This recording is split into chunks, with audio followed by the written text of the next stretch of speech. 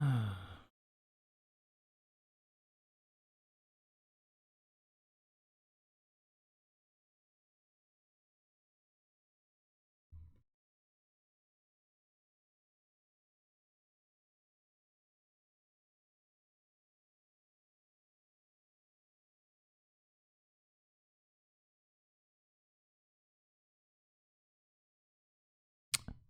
Neil. Yeah, it's early today. It's President's Day, right? So I my schedule just got a little bit compressed. So yeah, I got to finish work a bit early. So welcome to the stream. How are you doing today? Are you off work for President's Day? Trying to figure out how to show this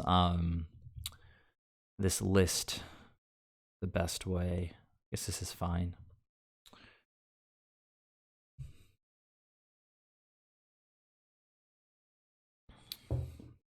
Nice, nice. Glad to hear that you had the day off of work.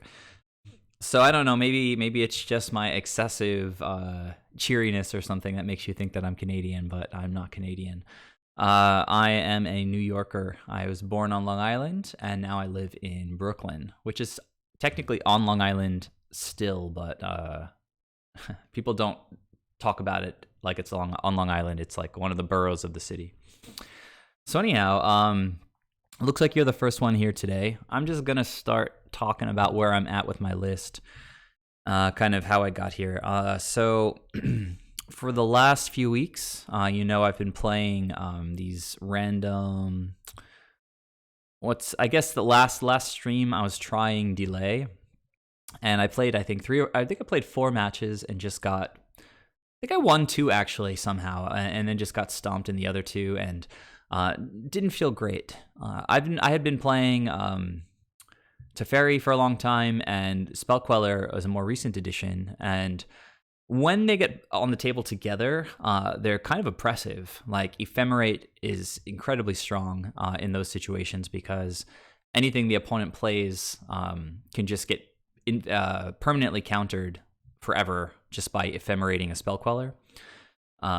So the synergy is extremely strong, but Spell Queller by itself is just kind of weak because if you don't have Teferi, you play a Spell Queller, it gets killed, the opponent just gets their spell back. And it's particularly bad when you want to like Spell Quell a removal spell because imagine Spell Queller is holding like a Lightning Helix underneath it, and then they try to remove him, and you ephemerate him to grab the other removal spell, but then the opponent gets a Lightning Helix, so... Spell Queller is really insane in spirits because, they're kind of an aggro deck, and they would love to be a little bit more like Merfolk in the sense of playing more of the tempo game. And Spell Queller is kind of the only thing that does that for them, and it just does it really, really well. It slows down the opponent's spells, and you get a 2/3 body in the air, getting buffed by all sorts of spirit lords. But outside of spirits, lists are sort of few and far between that can really use Spell Queller to its full potential. Oh God, I'm sorry. It should not. My bad. I'm glad. Hopefully you're the only person here with me right now. That's embarrassing. Yeah, so if you're still here with me, does it look better now? Yeah, thank you. So sorry about that. So this is what I've been talking about, just the Spell Queller lists. Spell Queller is just like such a letdown when we don't have Teferi. It doesn't synergize with Soul Herder. It doesn't really synergize with Ephemerate because the opponent gets to recast the spell that's underneath Spell Queller. There's some people in the Soul Herder community who are testing out stuff like Wasteland Strangler. I'll bring that up, even though I'm sure you know the card.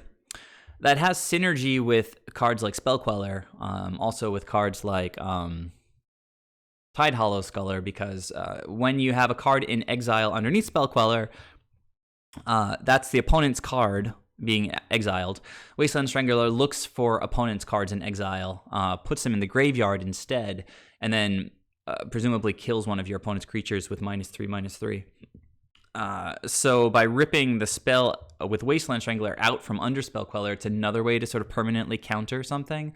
Or with Tidehollow Sculler, a way to permanently remove something from the opponent's hand, because again, you can rip the card out from under Tidehollow Sculler, and then it's kind of gone forever. I tried a list with Wasteland Strangler. Actually, it was not a Soul Herder list. It was this Abzan Blink deck that's been doing well, putting up really consistent League 5-0 results. Pretty strong, very fun. I think I did this on stream once. Not 100% sure. So I'm just getting a little bit tired of the attempt with Spell Queller Teferi. Teferi is always going to be a good card. It's one of the more broken cards in Modern. And so sure, run it. It's going to make your ephemerates better and safer. And if you're running Force, opponents aren't going to be able to counter your forces. Your forces are going to always stick. And if you're going for the Time Warp combo with Teferi down, obviously the opponent can't really interact with you. But I'm starting to get the sense again, I keep coming back to this point, I guess, and it makes sense that this is a deck based on synergy. And each card by itself brings some value to the deck, but without Ephemerate, blinking all of these ETB creatures, like this is just a deck of okay cards, right? Like Coiling Oracle, not super exciting by itself, right? Muldrifter is sort of okay, but if you can pay 3 mana for it and then Ephemerate it and draw 4 cards and then draw 2 more next turn, like things get kind of nuts. So a deck that thrives on synergy, we want to reduce these kinds of I don't even know how to say it best. Super dependent sort of 2-card relationships that are kind of poor without each other. So with that being said, that was my first real approach after Oko got banned, like to really test the potential power of those 2 cards together. And I'm enjoying playing black again for a little bit. I picked it back up last night, won a match or 2, and this feels pretty strong. There was a player, a Soul Herder player on the Discord named, his handle was CFTSOC3, like CFT SOC 3, and he's been getting 5-0s in leagues, like if not every week, like every other week. And he started off putting up results in like November of last year. And he was trying Ether Vial. I think the Ether Vial with Eladamri's Call. The idea being, on the opponent's end step, you can go and search up whatever you want. Ether Vial would presumably have that many counters on it, and you just activate Ether Vial, put whatever you got onto the battlefield immediately, and then untap and just sort of go bonkers, right? So I don't recall if he plays the Time Warp combo or not, but if you did, you could Eladamri's Call for Eternal Witness, untap, or Violin Eternal Witness, maybe grab back an Ephemerate and then play Time Warp and just start the combo. You could also Eladamri's for like any of these Silver Bullet kind of things like Deputy or Knight of Autumn. So he started off with Vial and Eladamri's Call, but then after the first 2 League 5-0s that he posted, like the next 4 or 5 results moved away from Ether Vial, but I think he increased the number of the calls in his deck. So he seems pretty high on this card. Some of the people in the Discord seem to think it was a bit of a dead draw a lot of the time. I think Come Back to Earth, who just joined the stream right now, I think he was one of the people saying that this card often felt kind of like a dead draw. And in the first couple of matches that I played yesterday, I happened to draw Call a lot, even though it's a singleton. And it was pretty sweet in one spot because it was against Amulet Titan, and they had out the Dryad, and I actually misplayed, and you guys can benefit from my my mistake, I guess. I called for Deputy, but I really should have cast Eladamri's Call for Knight, since the Dryad is an enchantment creature, and you could just get Knight and blow it up. So Knight is actually quite a good card right now in the metagame, since there are those Dryads everywhere, since everybody's playing Primeval Titan decks. So anyhow, the idea with the singleton Eladamri's Call is that it essentially functions as an extra copy of whatever creature you want most at whatever point in the game. So, and we ideally kind of want to draw it with mana out. So even like if we top deck it, and we have like 5 lands, we could cast it and then immediately cast something like Knight on our main phase or Deputy on our main phase. But playing Eladamri's makes it just that much better to run creatures that do specific things, like Deputy, like Knight. Of course, the combo with Eternal Witness. But then I'm also trying Lavinia of the 10th. Now, this card has seemed like ultra janky to me for the longest time. But again, this guy, CFT Sock 3, has been running this card forever, and he always raved about it when he was on the Discord. Unfortunately, he's left the Discord now, and we're a bit aimless, I think, at the moment on the Discord. Like, everybody's doing their own thing. There haven't been any big results. I haven't had a lot of time to play, so I haven't been like testing extensively. So I'm just sort of picking up the thread of what CFT Sock 3, I guess I'll just say CFT, what CFT has been doing in his lists. So Lavinia, what does this card do? It's a 5-drop. So you're going to have maybe 1 5-drop in the deck, possibly 2. You can't really fit a lot of these because you just end up drawing them in your opening hand. So what's going on? Protection from red. So that's a big deal. There's a lot of prowess. There's a lot of burn. You get this down on the table, and it's just a huge wall. They can't really attack into it. They can't kill it. It slows the game down a little bit. So the pro red is interesting, but it's not really the beef on this card. It's the second ability. So when it enters the battlefield, so it's an ETB trigger. So it gets multiplied with ephemerates. So it enters the battlefield, detain each non-land permanent your opponent controls, or your opponent's control, affects all your opponents, with converted mana cost 4 or less. Now, detain means permanents here with mana cost 4 or less, they can't attack, they can't block, activated abilities can't be activated. So with this deck, we get into board stalls a lot. You know, you might have like 3 Coiling Oracles, an Eternal Witness, maybe a Deputy of Detention, just a bunch of little creatures, like 1/1s that can't do anything. If you play Lavinia, one of the fundamental things it does is suddenly makes your creatures unblockable, right? So it says, until your next turn, none of the creatures mana cost 4 or less that the opponent controls can block. So suddenly board stalls just get broken wide open, and you can just swing in with all those dorks and get the last 5 or 6 points of damage in.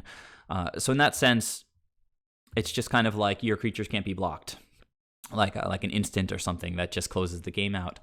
But it also just really slows down aggro decks. So against humans, this card is basically Stonehorn Dignitary with protection from red, although humans doesn't have any creatures with red that this can block anyway. So just play it, keep ephemerating it, hopefully looping it with Eternal Witness, and opponent can never block, and they can never attack.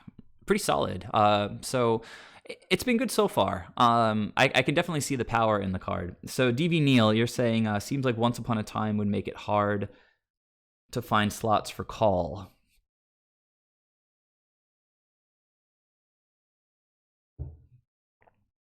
So you're saying, I guess, basically that Once Upon a Time seems like a possibility, but it's competing with call, basically, right? And I think I agree with that. And there's been some people on the Discord asking about the potential to run the potential to run Once Upon a Time over call. And they're very different cards. Somebody was saying that Once Upon a Time is less of a build-around card. And my response to that was, Eladamri's Call is sort of build-around in that it encourages decks to be kind of toolboxy, but many versions of Soul Herder have always been kind of toolboxy, even without tutors. Like, they've played Singleton Knight, and only maybe 2 or 3 Soul Herders.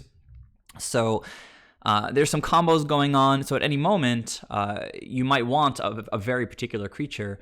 Eladamri's Call kind of slots into that strategy pretty well. It doesn't change the direction of the deck. It just seems to supplement what we're already doing pretty well. Now, Once Upon a Time, it's a really strong card. It might get banned soon because of its role in some already pretty broken decks, particularly all the Titan decks. but it doesn't seem to do as like it would do as much as Eladamri's Call in this approach. So that's where I'm at. CFT is on multiple calls. I believe he's on 3 in his most current. If you guys want to ever check somebody's Magic Online results, you can just type in their username. Like in this case, you can type into Google CFTSOC 3, CFT SOC 3.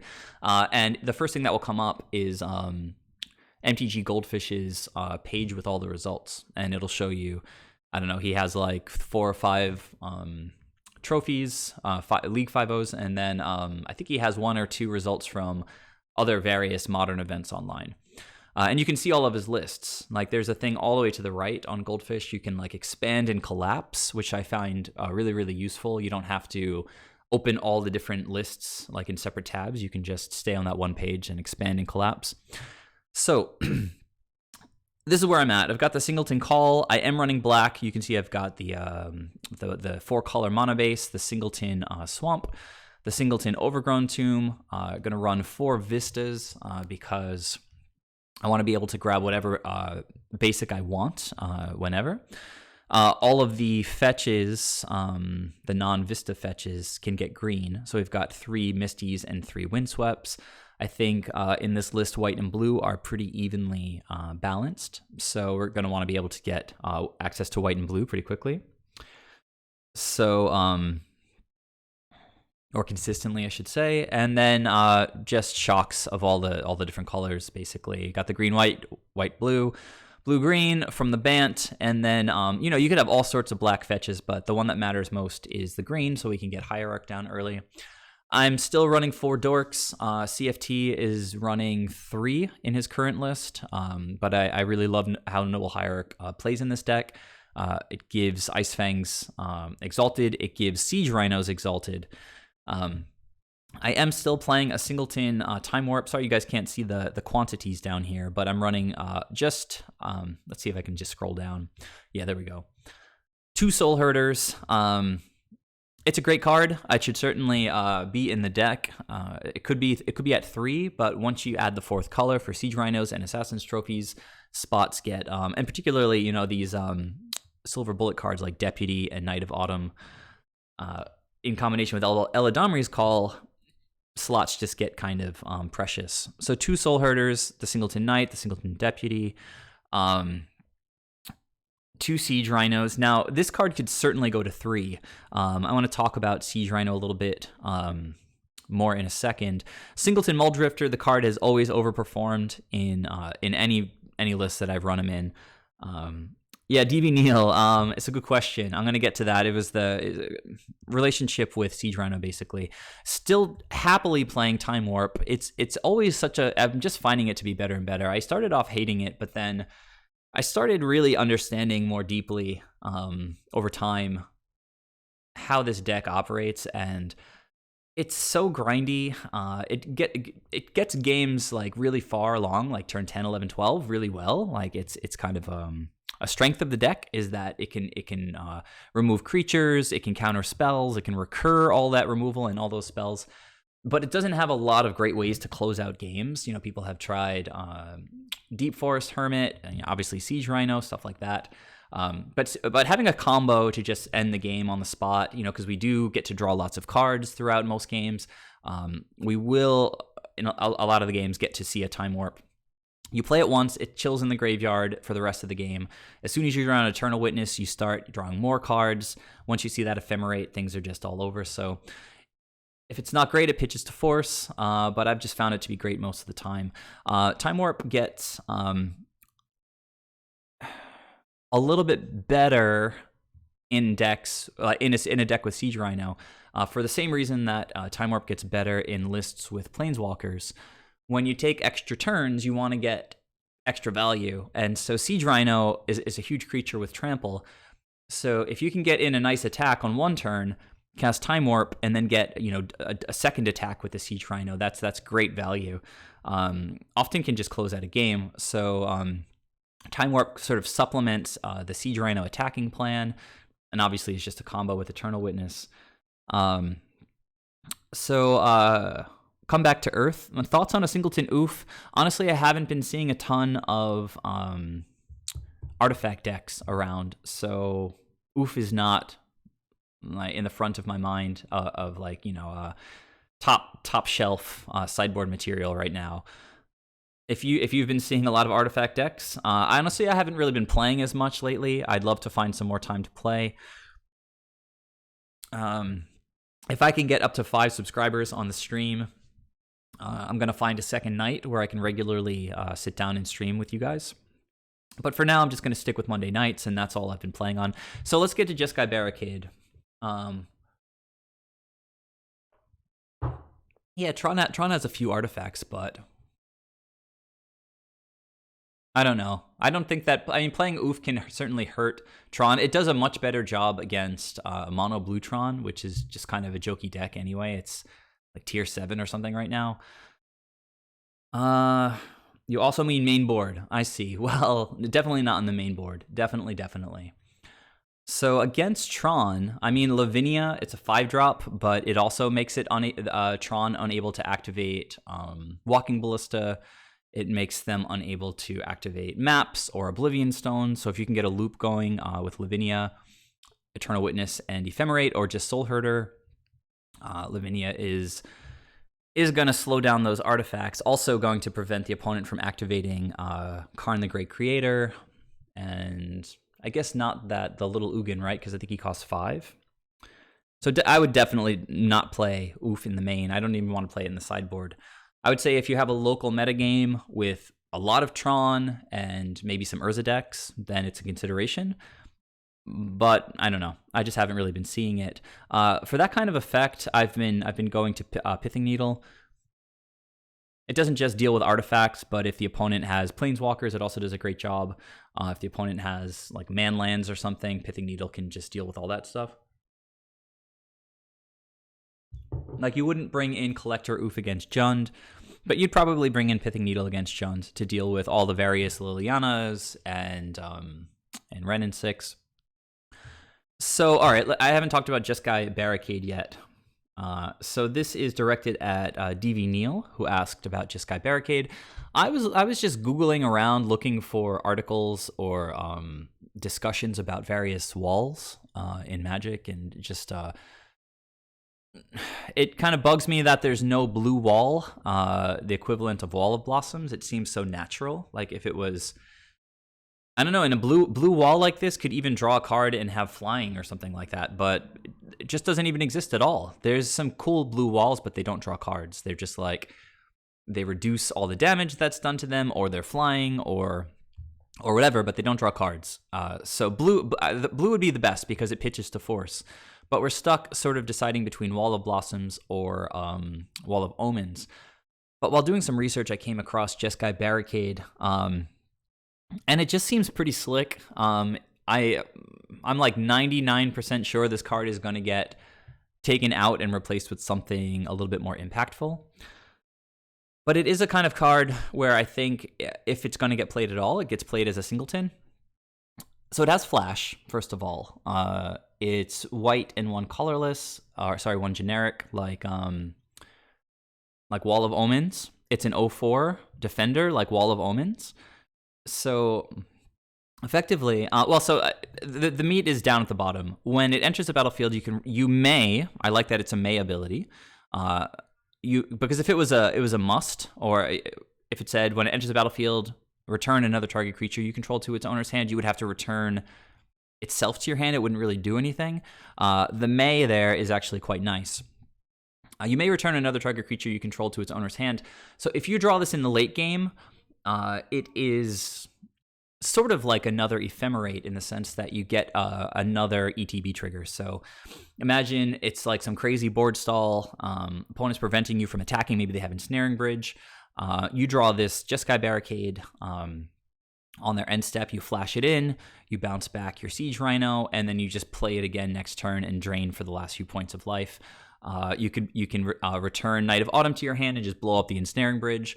So it's really not great in the early part of the game because you want to be able to get value out of it and get value out of it quickly. Like bounce an Eternal Witness, play it on the same turn, or at least the same turn cycle, like flash it in on the opponent's end step, play something next turn. But, if this is the only 2-drop in your hand, playing it as a flash, like 0-4 defender is not the best.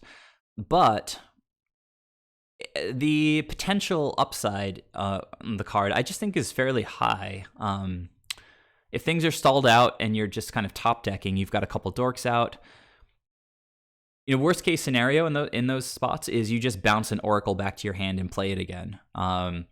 Another upside with Jeskai Barricade is obviously that it can save a creature from removal. Like if opponent goes to Lava Dart your Eternal Witness, you can just flash in Jeskai Barricade, bounce the Eternal Witness back to your hand, and save it. So this card is an interesting mix of kind of Wall of Omens, but it has flash, so it's sort of like Eladamri's Call because it's an instant speed effect, or Ice Fang Coatl.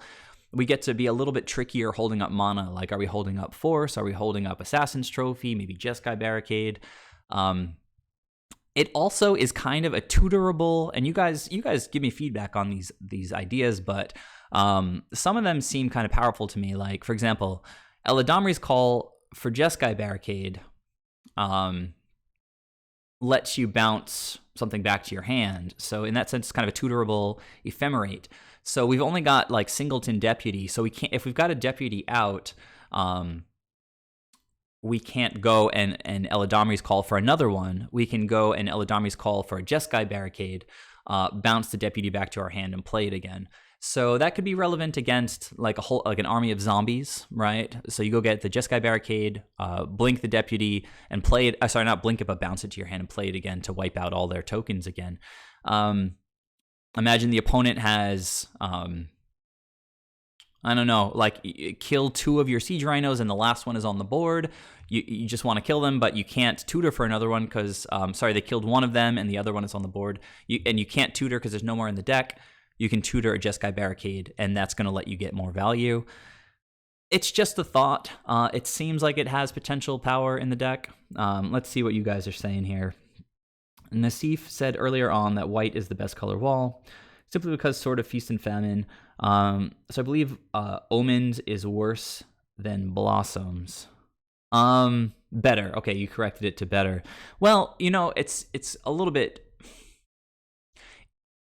So first of all, the point about the swords is kind of edge case, right? Like, I mean, unless your local meta is playing tons and tons of Stoneblade stuff, you don't really have to worry about swords at all.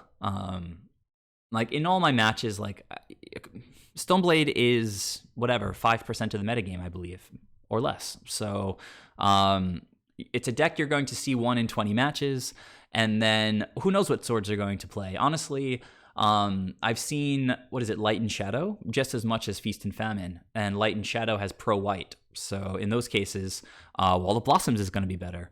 So I don't really buy into that rationale about Wall of Blossoms versus Wall of Omens. It's cool to think about it and to try to come up with some excuse for why we should play one over the other. But in this case, I don't think it really has legs to stand on.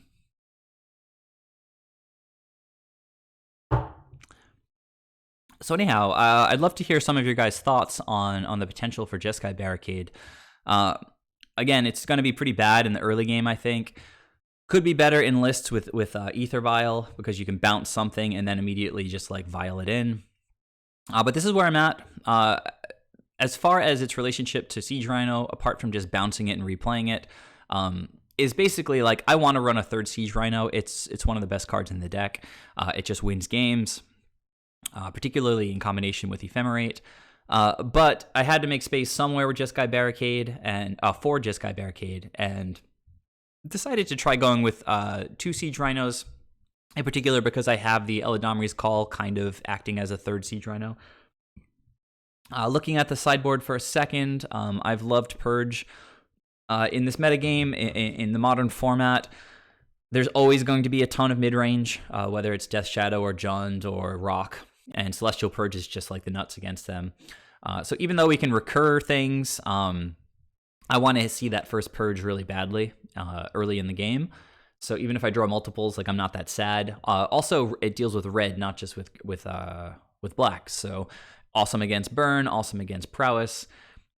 Winds of Abandon, a little bit of help against sort of go wide creature decks like humans and dredge.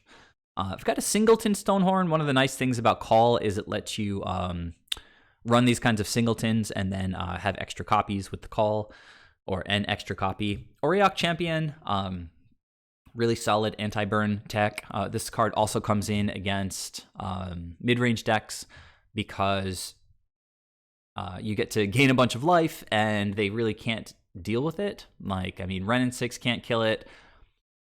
Liliana Veil can make you sacrifice it. That would be sort of the worst case scenario. But Liliana the Last Hope can't target it. Lightning Bolt can't kill it. Terminate can't kill it.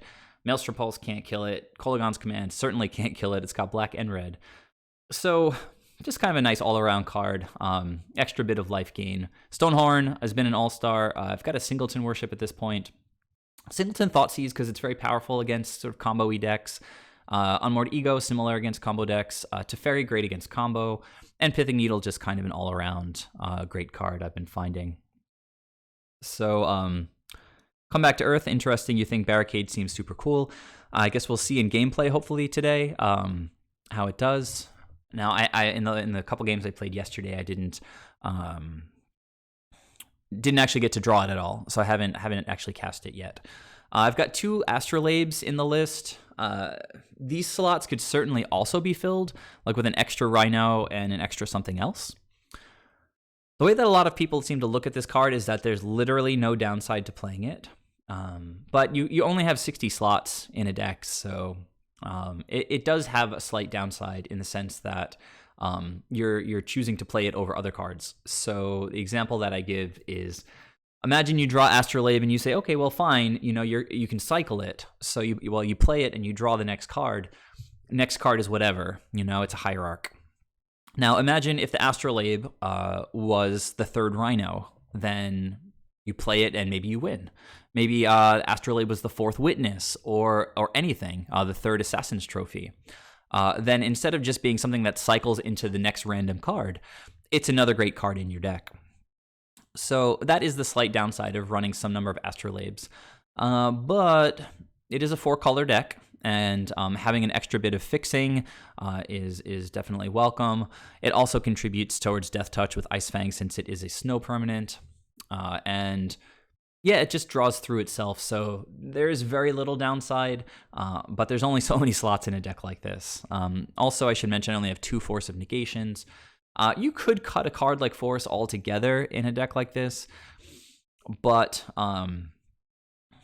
it's a very powerful spell, and you need a certain number of blue cards to support the quantity of forces that you play. In this case, I believe I have something like 16 blue cards or something. I've got 4, 8, 9, 10, 11, 12, 13, 14, 15, 16, if I counted correctly. So 16 blue cards. I got 8 for each force, including force itself. So I haven't had a problem so far running 2. I used to run 2 in my other Rhino list, and it always felt fine. So that's the list. Let's go ahead. I am still just going to play queues tonight. I've been running into some very real decks in the queues, mainly a lot of Titans. So, but also prowess. I mean, there's a couple of like very obviously favored decks right now in the format. All right, we choose Return of the Rhino, and looks like we have an opponent already, so that's nice. Let me hit join. I feel like I might have played against this guy recently. Let me resize the window for you guys.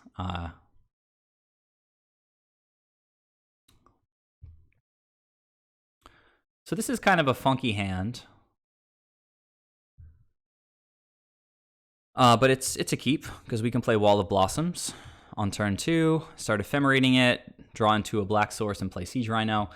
It's not the most powerful thing you can be doing in Modern, but we're going to slow down whatever the opponent's doing, hopefully, and then slow them down more with Lavinia. I had a hand just like this against Infect yesterday, and Lavinia just shut them down so hard. So Even though I'm not crazy excited about it, Ephemerate is, to quote Nassif, it's the glue that holds the deck together.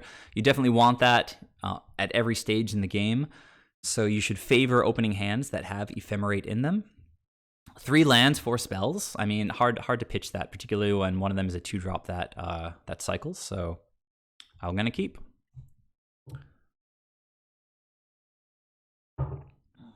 Okay, looks like opponent is missing their first land drop. No, they're just messing with me.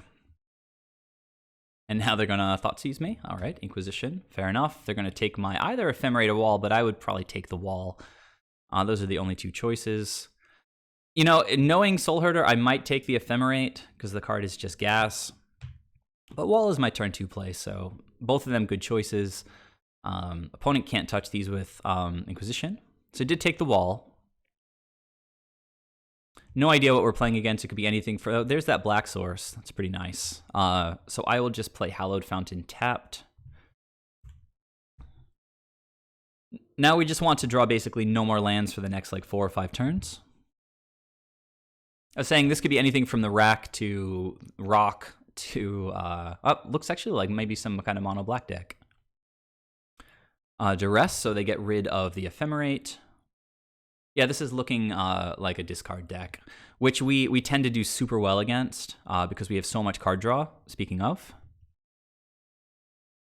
But they're probably just cruising to Liliana to make me sacrifice the Coiling Oracle. Yeah, so we're just going to keep drawing these kinds of card draw effects. And I've just found in my limited experience playing Soul Herder against... the rack, that 8 rack.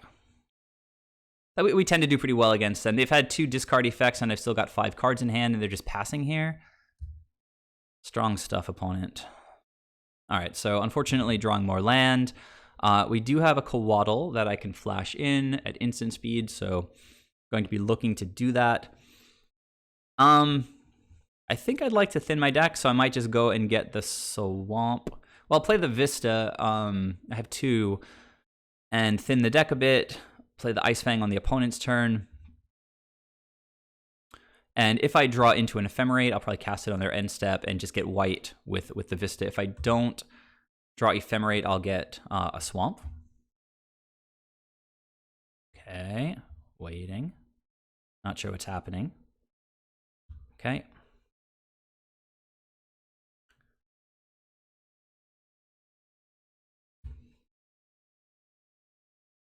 All right, so opponent with pretty weak turn cycle last time, and I don't know what's going on. They're just passing here. So yeah, anyhow, let's, as I mentioned, sort of see what I draw here off of the Coatl. If it is an Ephemerate, I'm gonna crack for white. It's not, so I'm gonna go get black, thin the deck a bit, and jam a Siege Rhino next turn.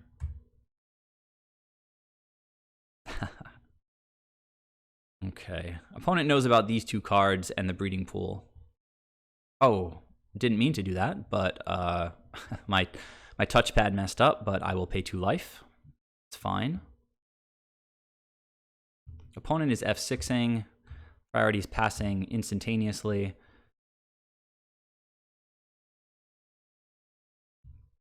Fortunate that that breeding pool misclick doesn't set me back.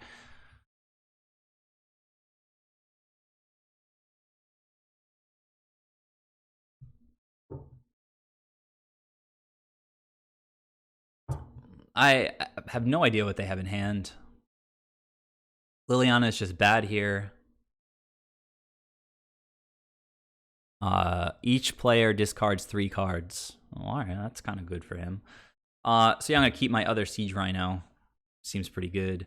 They're not really activating anything. Plus, I don't have a 5th land on the board to play Lavinia. So, the opponent just conceded. So, anyhow, slightly lopsided. I imagine they have some sideboard tech that they could bring in against me. Purge seems decent. Kills the Lilianas. I don't know if I want all 4, but I'll start with bringing them in. Come on. My trackpad is not behaving well, which could lead to further problems. Ugh. I hate it when it does this. Let me see if I can just like wipe it off or something.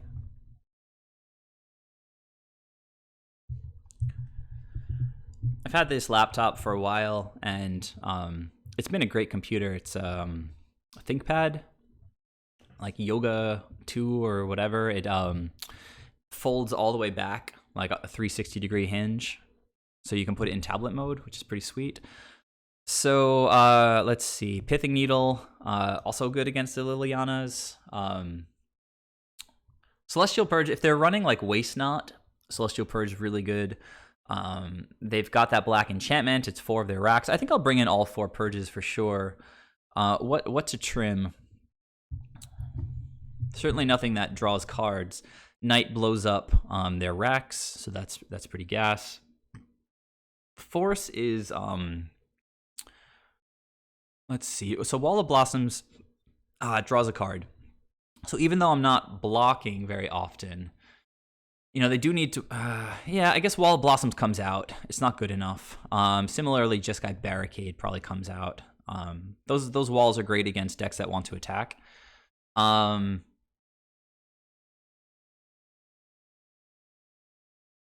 Path is probably not great. So that gets us down to 60. There might be other good cuts. I was saying Force, if we pitch it, we lose card advantage, which is not what you want to be doing in the matchup. I guess Lavinia is not super amazing. Maybe I can trim Lavinia.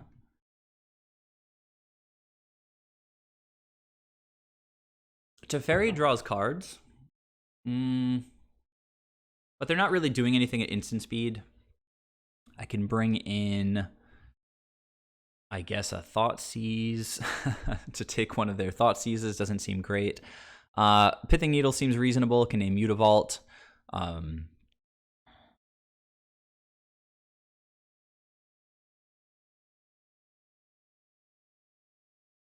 Yeah, I guess I'm sort of fine with this.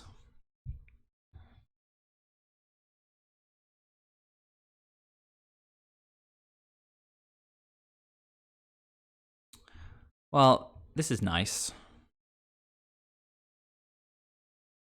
And when you're playing against a deck that wants you to have fewer cards in hand, this is potentially borderline because it doesn't have the 3rd land, and they can easily just take the Noble Hierarch or kill it with a push or something. We're going to keep anyway, just because you just want like raw card count. We're going to keep. Opponent with whatever, Thoughtseize or something. Okay, Inquisition. Can take anything, I guess. Because if they take Pithing Needle, we'll probably know that they have one of the Planeswalkers in hand. But having Eternal Witness against discard decks is always kind of cool, because if we get to keep the Eternal Witness, we just get back whatever they take. All right, so they took one of our mana sources. They could also play... what is that card? Black that blows up lands. Smallpox. Coiling Oracle is a great draw. Really great draw. So I think I'm going to start here by just playing... I do need blue mana for sure. But I might draw it. So what do we do here? Definitely need to get black at some point. So I think I'll start by playing the Temple Garden. Just going to play out Pithing Needle and name Liliana of the Veil, because that's just a mainstay in this deck.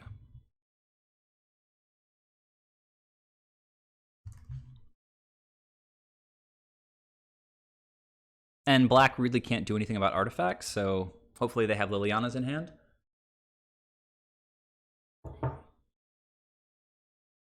All right, cool. Thanks for stopping in. Come back to Earth.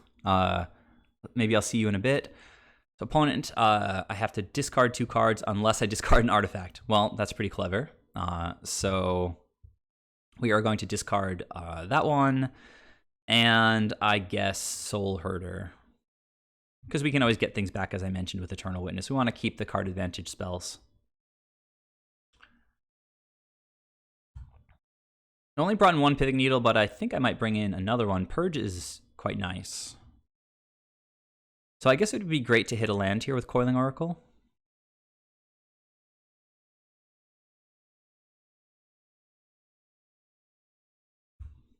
So the Rack player was on the on the play this game.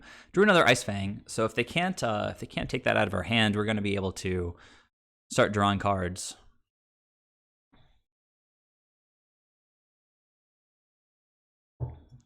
Okay, there's the Rack. And Shrieking Affliction. Neither of those doing anything right now. Celestial Purge does kill that thing. Interesting. I imagine the opponent will take the Purge, but it's got to be a hard choice, right? So, they're down to 1 card in hand. They took the Eternal Witness. A strange choice to me. This thing only triggers when I have 1 card in hand. Ha, I drew another one, so that's pretty cool. So I'm just going to pass the turn, see what they play. If they play like Liliana Last Hope, I'll probably just purge that. If they don't do anything like that, then I'll probably just play the Coatl. All right, that's not doing anything. So Deputy, though, could deal with both of those things. Loses 1 life, discards a card, sacrifices a creature, sacrifices a land. That's pretty rough, but I can play out. Ice Fang, the opponent's now just top decking.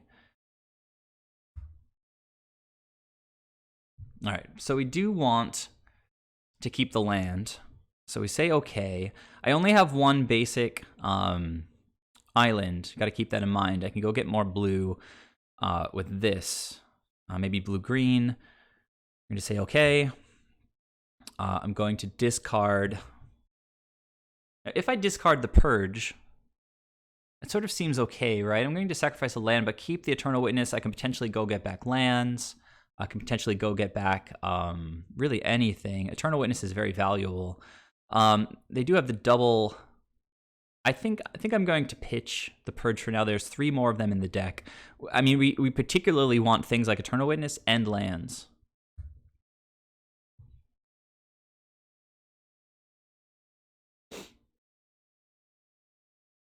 Okay, so get rid of that island.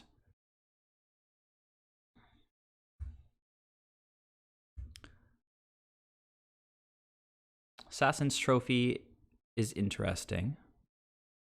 I could go get green-black.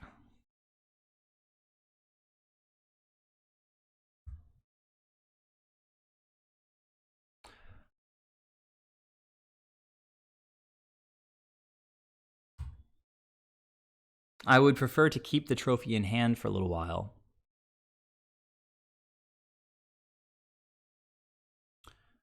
But if they Inquisition me, I could cast it now, but then I'm going to take a lot of damage from these things. So I think I just have to keep it in hand. I'm still taking damage from them anyway, but I need to be able to sort of claw out of it.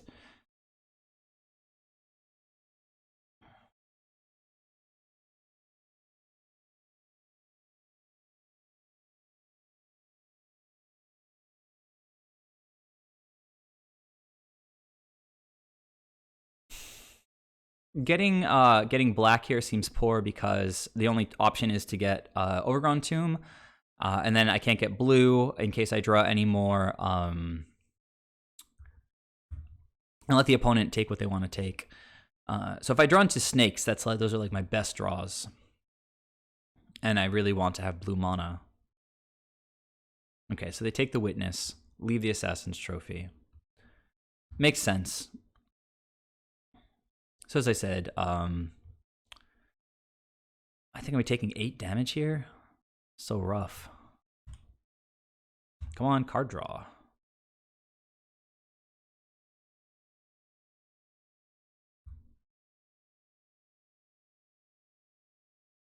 So we just want them to draw lands, basically. They've got a lot of racks. Land is good, but I don't think I can play it right now. Actually, if they draw discard, then I just lose the game. Although, no. Let's see.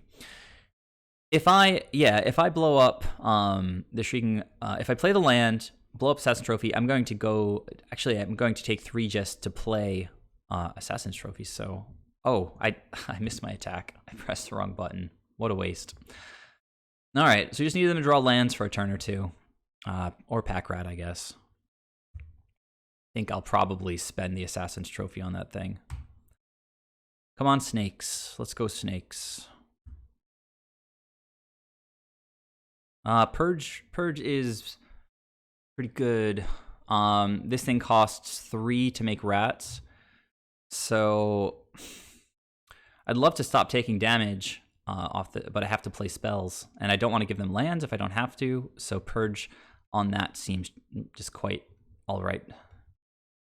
I'll take 1 more next turn from the rack. I'm going to not forget to attack again with Ice Fang Coatl.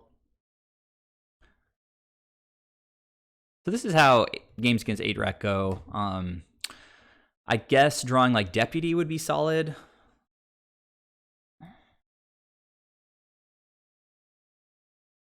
Yeah, so I think I just lose here now. All right, well, we'll be on the play next game. And let's see. I mean, Pithing Needle...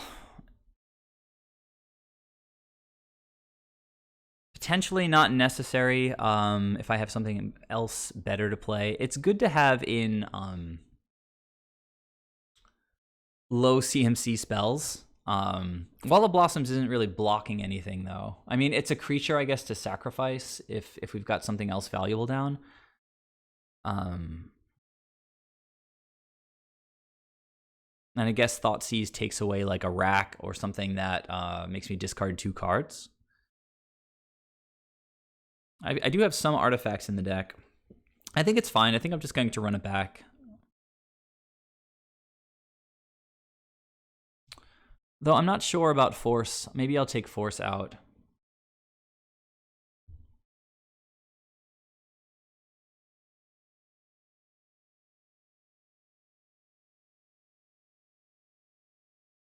Jeskai Barricade returning a creature to my hand is interesting, actually. Because we want things in our hand. So... hello to all you guys watching the stream. Hope that you're having a good President's Day. Yeah, I guess this is a keep. It's kind of weird. I'll probably lead with... I guess I have to lead with Hierarch. I was going to say lead with Astrolabe just to make sure that I draw a card. But if they take away Astrolabe on turn 1, then I can play Soul Herder, I guess. Don't have anything of value to blink right now. And I don't have any blue for Soul Herder unless I stick Hierarch. Or I guess get Astrolabe down. Well, Astrolabe is something I can pitch to that, but I'm not going to. I'm going to play it next turn probably.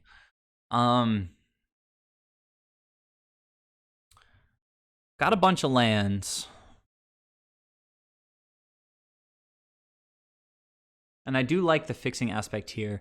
I think I might just run out. I'm going to keep. I don't have to waste my opponent's time just thinking here. So we'll see how Barricade goes.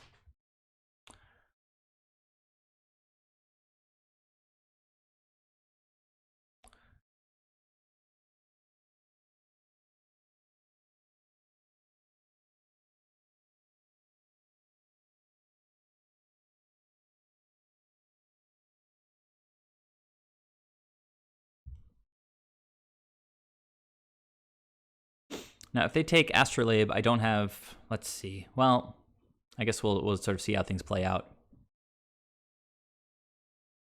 Duress would be... okay, so push is sort of fine.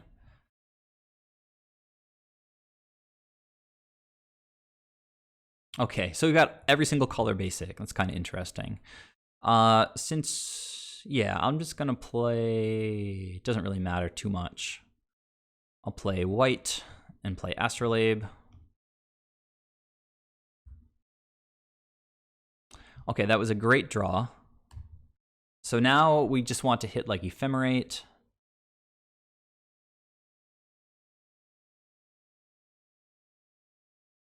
All right.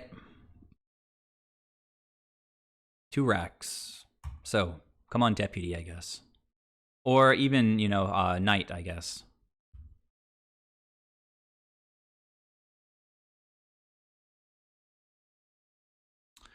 All right, so purge is interesting.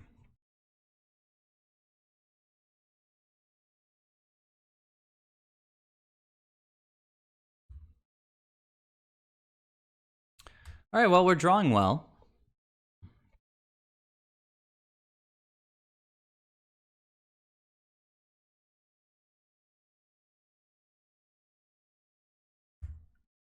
Opponent drawing those racks.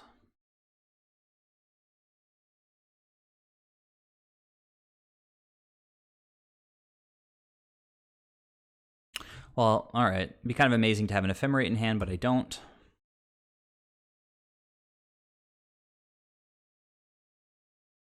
Now, this is kind of cool. If the opponent just passes here, I can play Coatl and then potentially Barricade.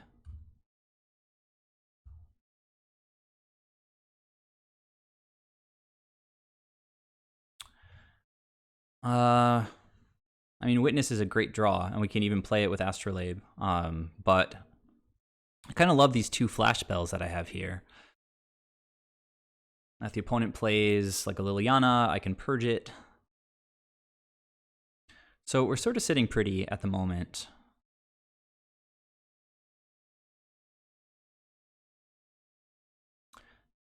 I could just play Witness and grab another... I've already played my land for the turn. I was going to play Witness and grab the Snake. Those are always going to be good targets to maintain card advantage. Yeah, so I am going to purge that thing like immediately.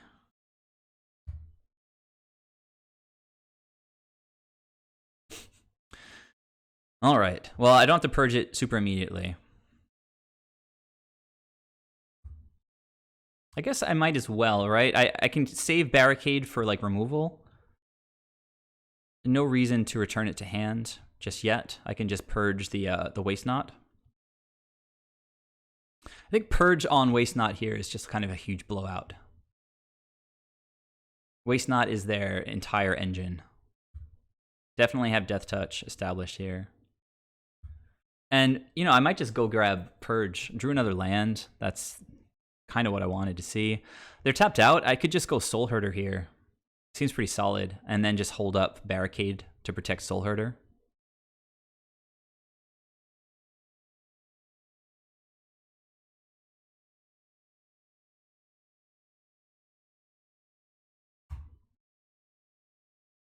So now it's just like raw card advantage here. I might as well just crack this now. I don't want them to be able to... Okay, opponent just scooped. It's a pretty good matchup for us. Jeskai Barricade seems sort of promising there. I got to establish a Soul Herder with protection because of the Barricade. Opponent wants to play again. Let's do it. Just gonna keep taking points away from this guy.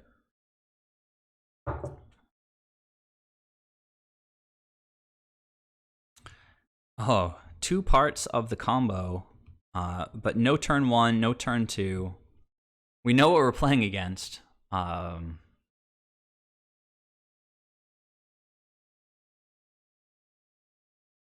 does Deputy of Acquittals do? I can't remember right now. They're gonna discard on turn 1, and I don't want to pitch 2 of my spells to counter it. They'll take the Witness, and then I'll have nothing really. So I think I have to mulligan here, unfortunately. All this is a little bit better, but they are going to hit my hand.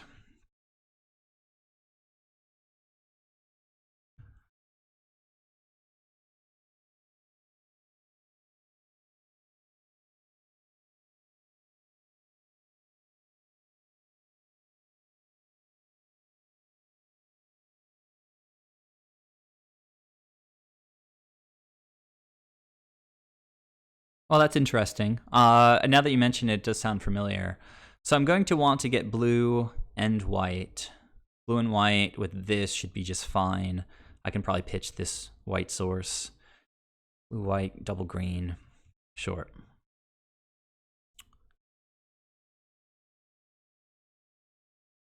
So opponent's going to take my Coatl, which is terrible for me. Really terrible. It's not a strong start against this matchup.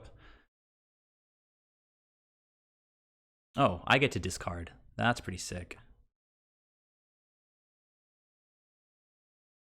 Definitely discarding Assassin's Trophy. You know what? I could have discarded a land, but whatever.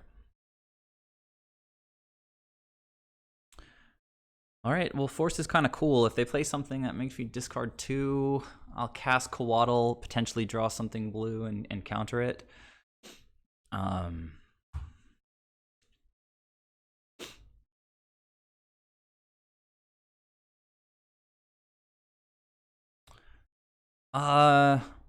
Waste Not is spicy. I'm going to play the Coatl and see what I draw, kind of roll the dice, I guess.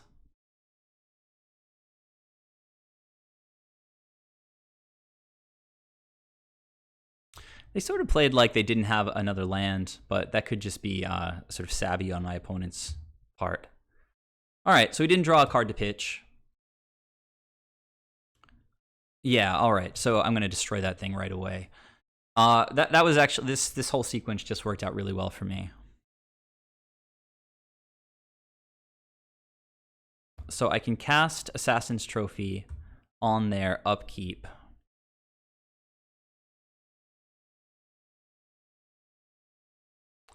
With green and black, and then I'm going to hold up Ephemerate.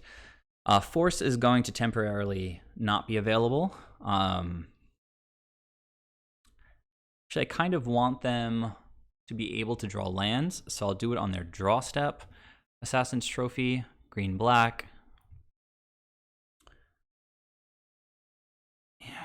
You know what?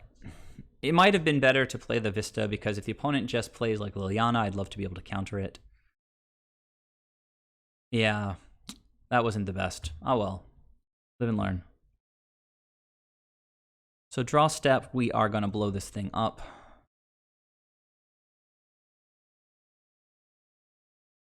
It does give them another land, but as I mentioned in the other game, that thing is like a hugely important engine for them. And they did miss a land drop, so giving them a land doesn't make me super happy. And let's see.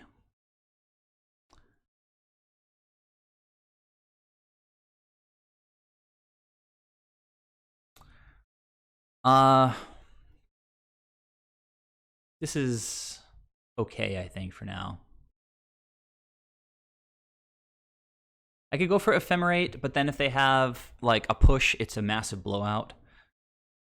So I'd rather them...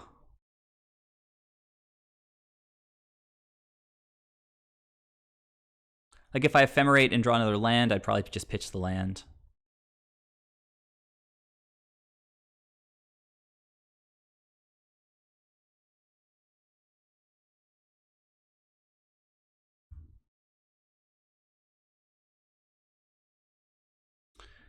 All right, I'm gonna start taking some damage.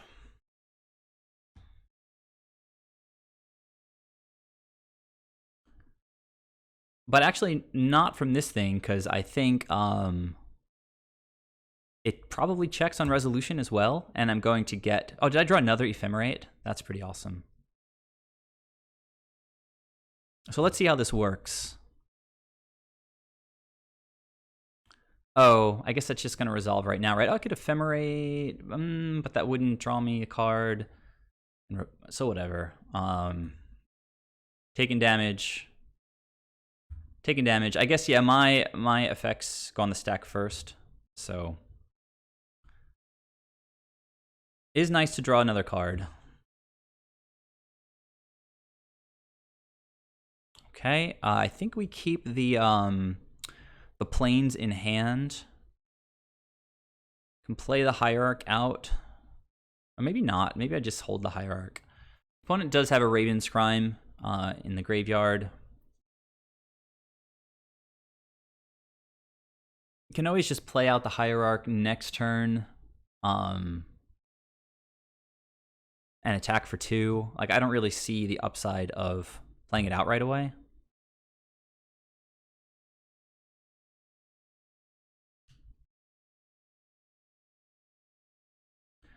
And I'm also going to sort of slow roll the Ephemerate, I think.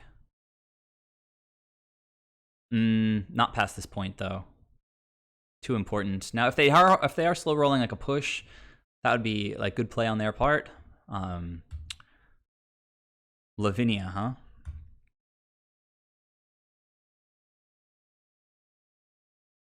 Lavinia, yeah, she should come out. Small box. Yuck. Okay, discard a card. Not playing Lavinia anytime soon. And the Plains is resistant to hand disruption. All right, the Rack player has gotten off to a good start here. Really good start. I'm losing my rebound. But they are on 0 cards at this point.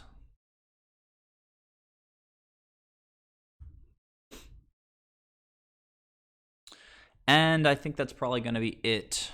Well, maybe not. I don't know what they could draw. That would be kind of a whiff here. And Waste Not just is like a passes the buck. Yeah. And I'm just going to take 1 damage for the time being, but then start getting blown out by Waste Not. All right, not drawing super well, but it's just cards in hand. Maybe the opponent will draw another Waste Not.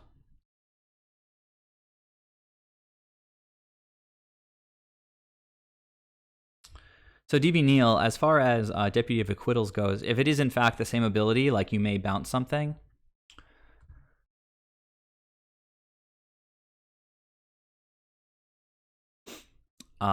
then I don't know if the 0-2, if the 2-2 or the 0-4 wall is better.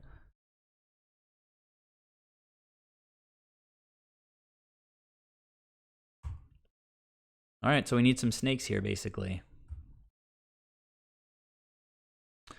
I was thinking about Witness there. Unfortunately, just don't have the mana for it. Oh, I should discard Path.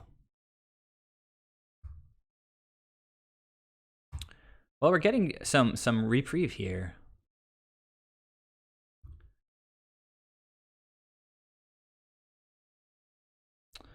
Okay, so now I think I have to play the Hierarch.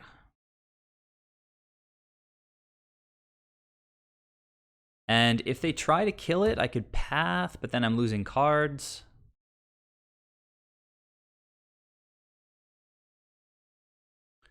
Duress. So I'm going to discard nothing if I Path my Hierarch. And then they don't get any bonus from... Now, what did they get if I discard a non-creature? They get to draw a card. I think it's best just to Path my Hierarch here.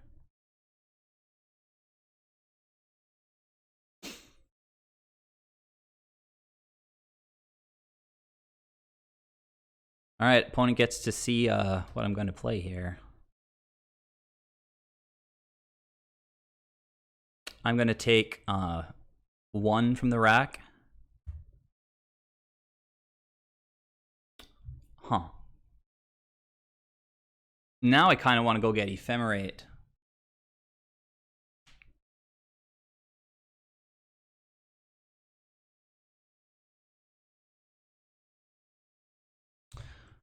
Yeah, I get Ephemerate, and what? If they draw any discard effect... Well, I've got Ephemerate in hand, then I can discard whatever I want. I can discard the plane. I still have 2 cards in hand.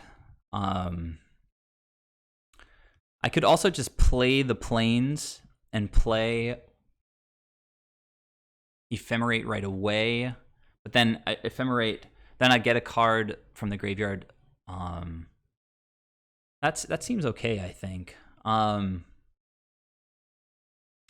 rather, get Ephemerate.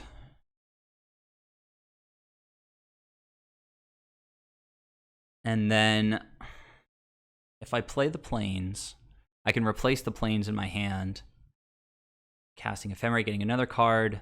I think I have to keep cards in hand to not die. Because even lands get to pitch for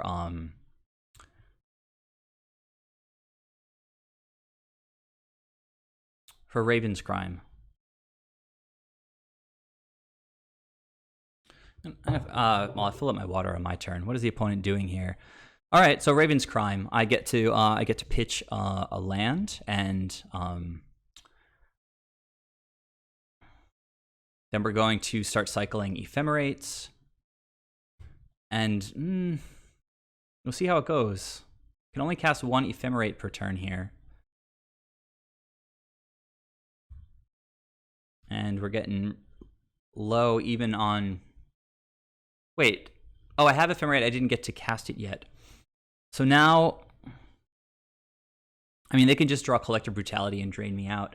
But here now, I can Muldrift and Ephemerate, and that's just like a massive blowout. Or it should be. Oh, wait. No. Oh, I think I just lost by playing that. My blue source is my white source. Oh, God. Why did I play that swamp? Now I'm just gonna... If they make me discard something, I think I lose. Only have... Yeah, my blue source is my white source. I can go get... I have a force here. So, alright. That...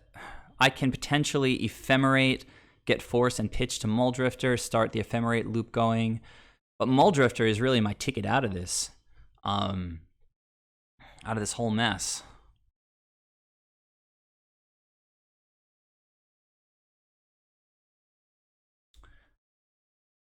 Ah, Jesus.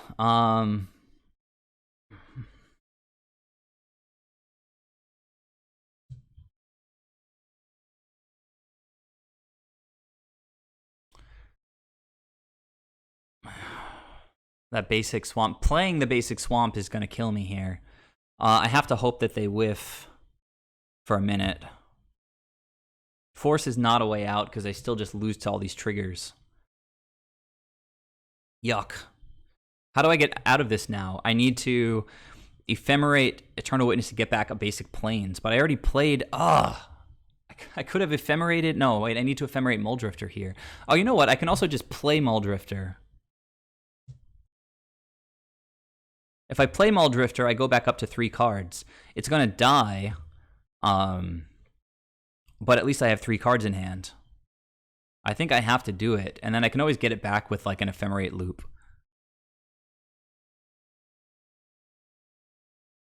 I don't love it. I have the Ephemerate in hand.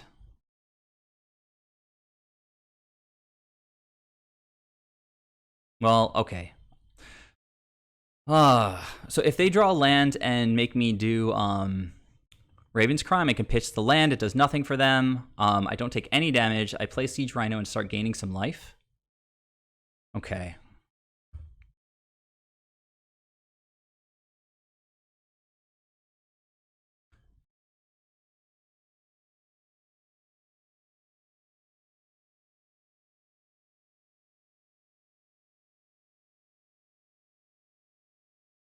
Down to 1. 2 Siege Rhinos. So what is the play here? I need to start getting Ephemerates going. If I play a Siege Rhino and they make me discard something, then I just die. So, I still only have 1 blue source and 1 white source. Can fix that by ephemerating and getting like a plains, but then I can't play it. If I play Siege Rhino, I'm basically saying like opponent has to draw like another Waste Knot or something, because I think I die to like anything else. I could ephemerate and get Muldrifter back, but I don't have the mana for it. I can trophy something, but that doesn't really help me. I don't have blue to pitch to force anymore. I think I have to pass. And If I pass, I'm still taking 1 from the rack if they make me discard anything.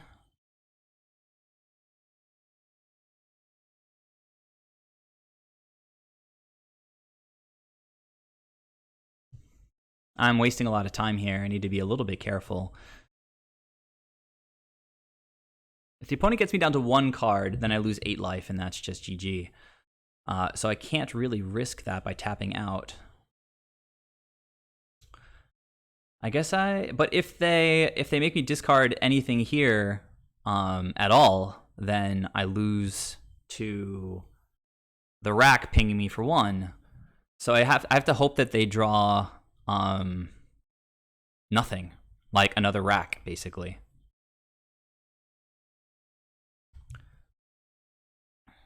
It's kind of unfortunate. Yeah, I should just be straight up dead now. That's so annoying. I could have just if I kept the Siege Rhino in hand, ephemerate to get a land back, then they couldn't take anything. So remember that they have duress in the deck, but I am dead now. All right, they got me. It was the mana that kind of screwed me that game.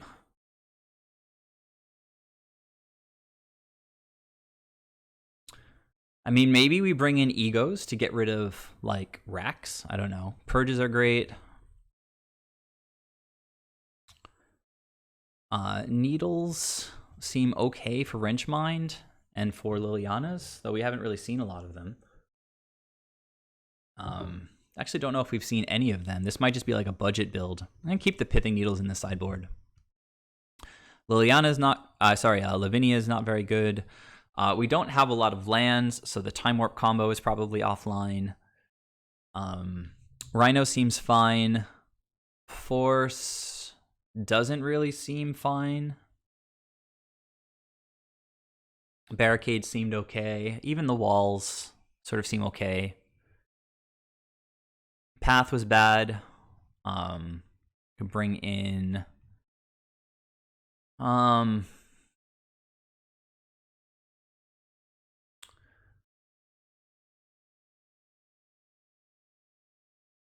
what does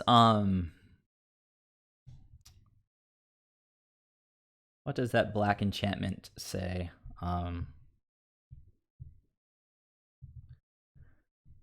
Shrieking Affliction. Is it lose life or damage? It must be lose life. I don't know. Let's see.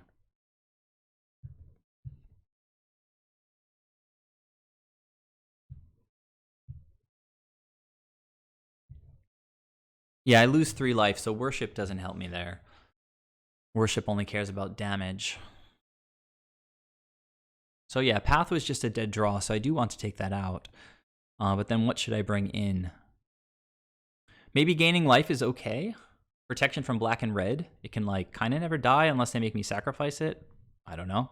Double white seems rough, but whatever. All right, so I want 3 lands and 4 snakes. I guess I have to keep this, and then the opponent is going to Inquisition me, and they'll only be able to take, like, Ephemerate out of my hand. Could also Thoughtseize me. But if this is a budget deck, maybe they don't have all the Thoughtseizes. I guess we'll see.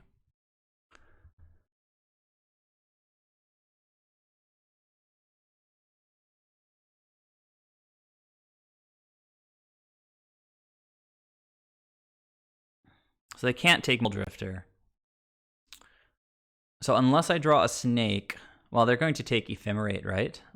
Maybe they take Hierarch. I don't know what the play is here. They took Hierarch. That's kind of bonkers.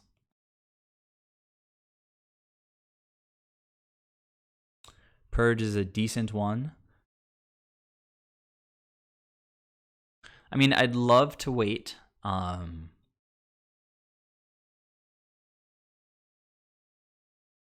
mean, if they go for, like, Waste Not, they don't know that I played the Purge here. Ephemerating the Muldrifter is just, like, immediate victory. And I don't know that replacing it with 2 random cards is really the best option. So we'd like access to, let's see, I might want, I could ephemerate to save like from like a brutality or, yeah, I'll just play the Shockland and pay the 2 life. I don't really see how it's...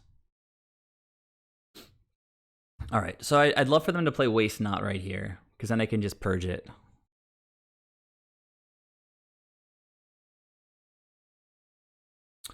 Okay, Wrench Mind is tough.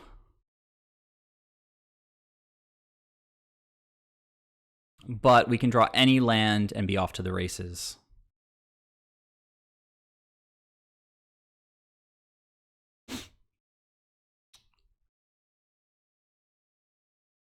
All right, they're not, let's see. Jeskai Barricade, not what I wanted. So now I think I have to play this Muldrifter with Evoke. Ugh, I hate it, but I can't just get hit with another Wrench Mind or something.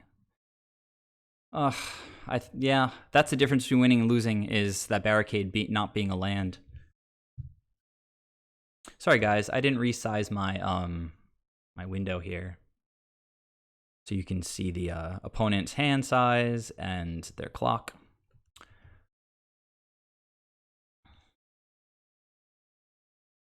Well, those are both pretty amazing. So good job, Muldrifter.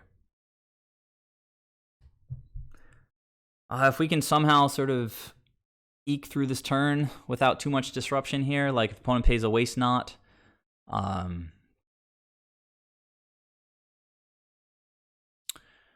all right, so here we do have to get rid of the Barricade, and then, I don't know, at this point, Oracle is going to bite the dust. We can play at instant speed.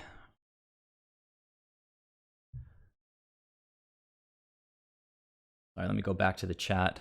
Seem to have lost it here.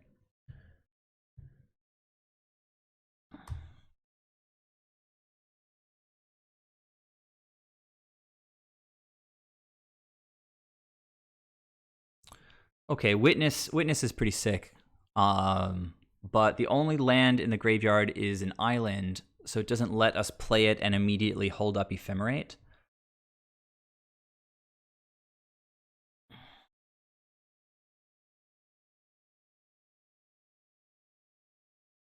So, but Witness is so super important that I think just playing it, getting back Coiling Oracle, seems just fine, right? Like,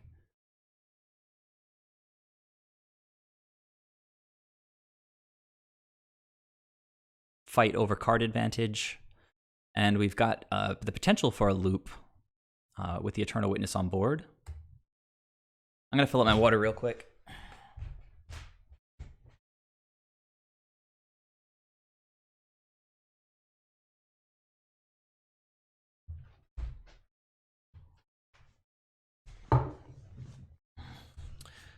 Sorry, I probably should have just let this this queue go by. I didn't mean to play against 8-rack all night.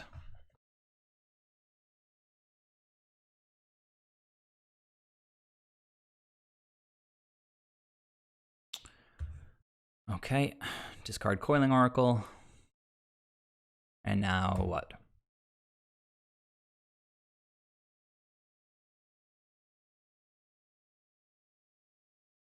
I am going to aggressively use the Ephemerate. If they've got... they can't push, because they don't have Revolt.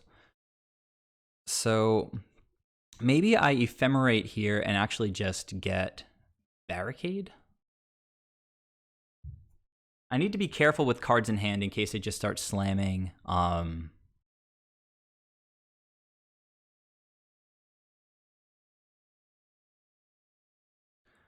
Yeah, Muldrifter is a good one. But I'd have to just keep it in hand. Oh god, what is happening here? They have like a Dismember or something? What a blowout. Oh, okay. Well, whatever. Blue mana.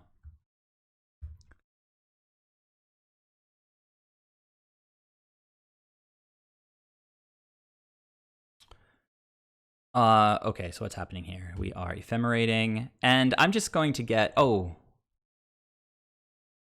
That doesn't do anything, right? Yeah, that was ridiculous. All right, good job, opponent.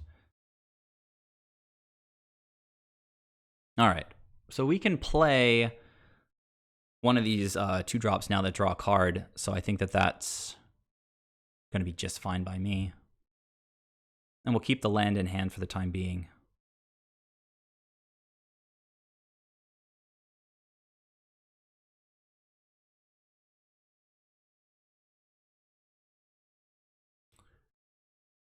Okay, trophy. I'll hold the land for now.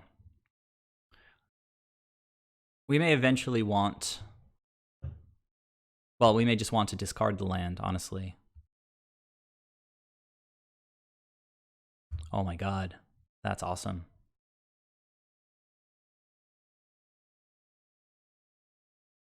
I have to win 2 games, though, so I have to play fast. I might start talking less. Why would they not cast Raven's Crime?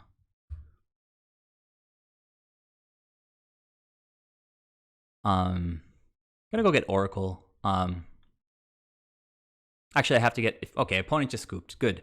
I mean, they should have made me win. It's very kind of honorable of them to just scoop. Oh, I guess I won one of the games already. So I am... Yeah, just gonna jump in with this guy now. All right, so the games this evening have been a little bit weird. Two matches against 8-Rack that have been a little bit closer than I would have liked. There's a lot of cool cards in this hand, but no lands, really, so I have to mulligan. And this is much, much nicer. So we have turn 1, Forest into Astrolabe, and then sort of whatever. 2 Temple Gardens. I can easily just put one on the bottom. And yeah, let's see what non-8-Rack opponent I play against now. Okay, no turn 1 discard. Or not yet, at least. Let's see. I don't know why opponents are going to the second main phase. Maybe it's like a new fad.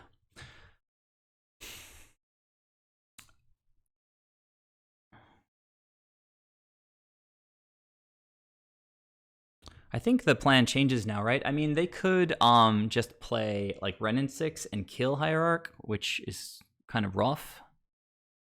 Not really sure I need to ramp here. I feel like turn 1 Hierarch has to always be the right play. Yeah, because then, I don't know, if she somehow lives, like if they just play a Tarmogoyf or something, then I mean, maybe they can just push her right now or something, or bolt her. But if she lives, I can play Astrolabe and a 2-drop next turn.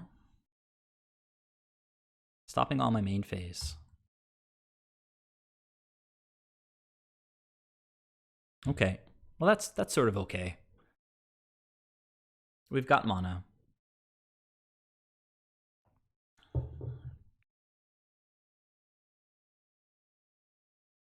Dragon Skull Summit. Oh my god. Deals combat damage to a player, put a +1 counter on it. When it dies, deals damage equal to its power to any target. Yikes. So it's going to become a 2/2 right away? When it deals damage to a player, right? Player or Planeswalker. So that's kind of fine, because we can just play this Wall of Blossoms, right? That's a decent card against what appears to be some kind of weird aggro deck. I'm going to go get blue-white here. Actually, we kind of need black-green, right? Well, we're going to play the Astrolabe at some point, so it's not as big of a deal. Blue-white seems fine.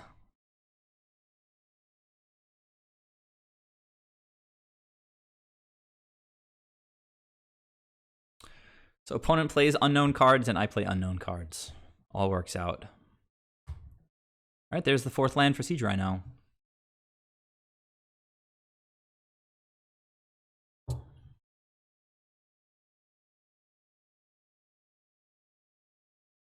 Okay, another fatal push.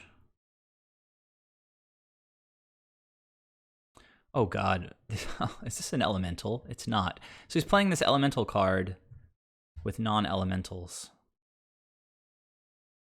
Kind of happy to have the life gain here. Probably gonna have to chomp with Coiling Oracle.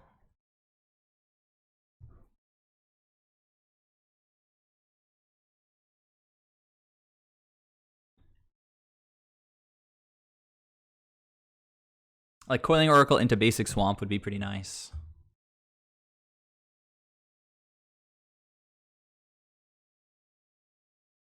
So I've got green, white. I do need to get black at some point. Well, black can be over here, so actually we don't need to worry about that.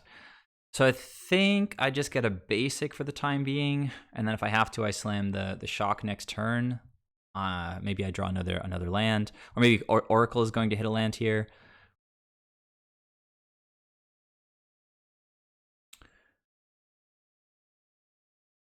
So they had 3 lands. I think that those Skelementals cost 3 mana, right? So if they had it, they probably would have played it last turn.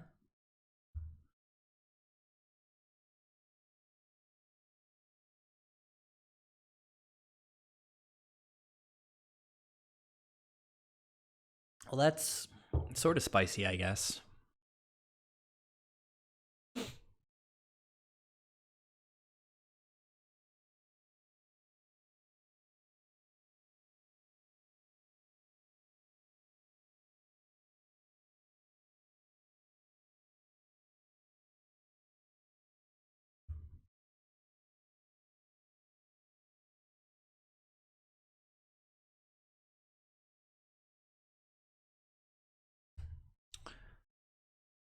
All right, so we're just trying to hang on.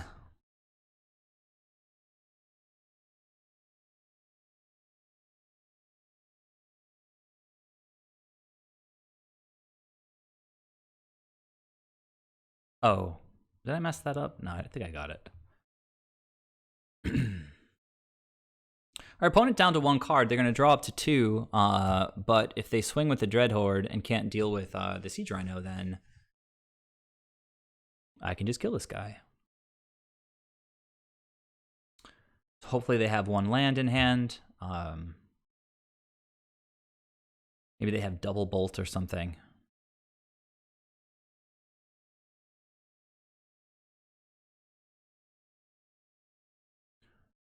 To take down the Siege Rhino. Although, I guess push does it, right? Do they have a 3rd fatal push?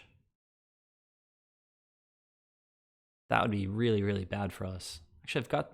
Oh, that's awesome. I hope that's all they have. That would be amazing. Wait, what? I think I have to take this. I mean, are they representing Bolt to kill the Rhino after this thing? Oh, when it dies, it deals its damage. It could get rid of the Siege Rhino. No, but we need Soul Herder down, I think. Or I could, like, Ghost Block with the Siege Rhino next turn with Jeskai Barricade. But I don't have any other plays beyond that.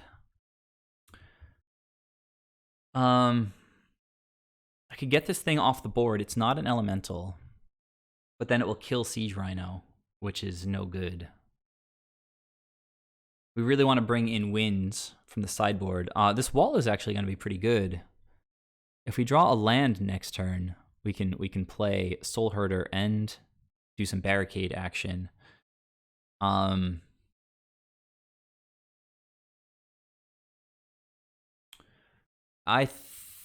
think I have to take this here.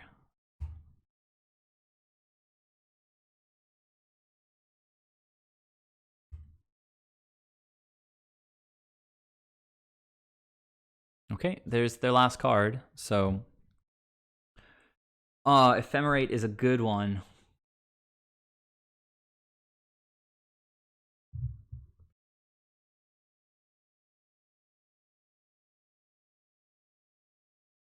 These Astrolabes have come in super handy.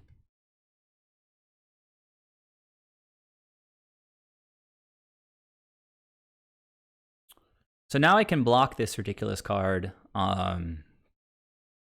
kill it, and then when it tries to kill one of these things, I can Ephemerate in response. Can't attack, unfortunately.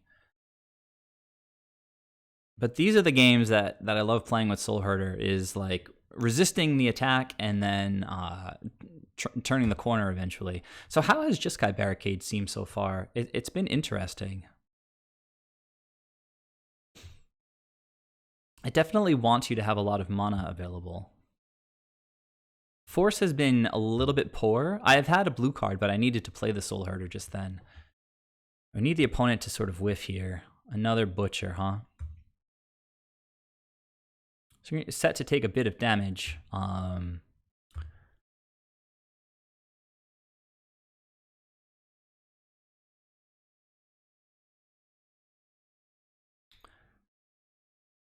So yeah, I'm gonna block here, and I'm gonna block here, and I'm gonna take 7.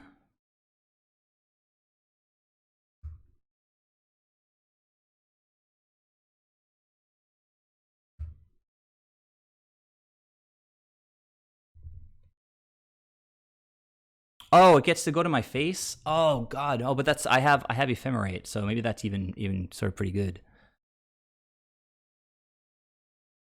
Is he going after Soul Herder?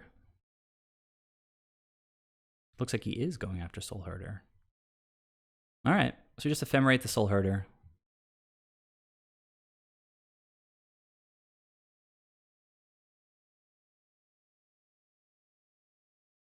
Alright, so we've sort of stabilized. We've got Force up now, but they don't seem to have a lot of non-creature spells.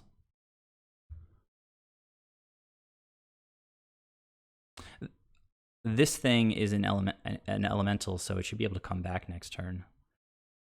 Okay, well I can play and get back Ephemerate. All right, this is all sort of looking okay now.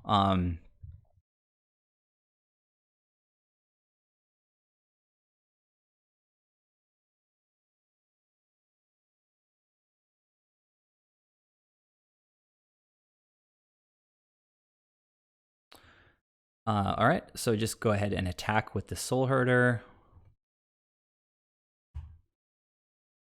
Blink the Siege Rhino, and we're pretty close to lethal here.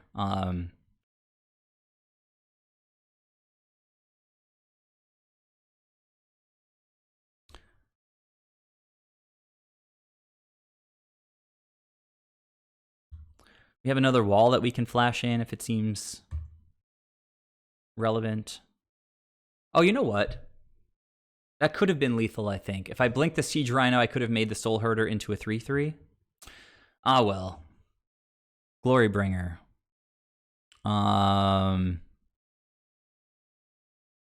Okay, I guess.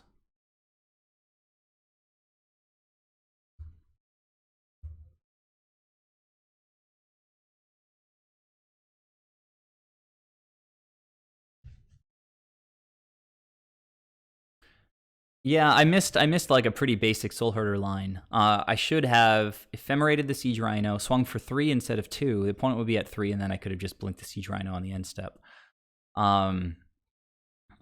So opponent getting frisky. Going after this Soul Herder. Who I can blink with the Barricade.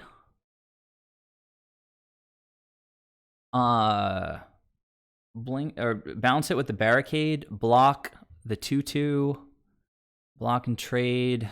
I can just swing for the win. I just have to not die right now. I could probably just let this resolve, right? Gain some. Okay, how much damage is coming? 5, 6, 7, 8, 12. So I think I should just be okay. I can just block the Gurmag Angler and ephemerate. Opponent should be dead already. It's just a misplay on my part.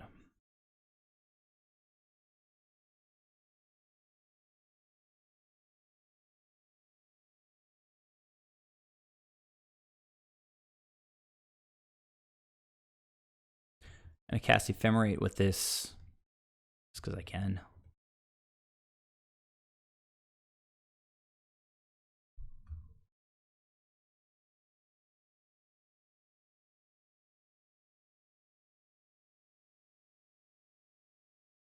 All right, so we got there in game 1 against the crazy aggro deck. I guess I want to bring in like Winds, the Stonehorn Dignitaries. Auriok Champion seems amazing. Not great against Skelemental when it comes out because it's got Trample.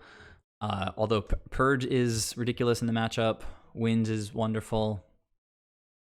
All right, all these cards are just like gas. Lavinia also is like an additional Stonehorn.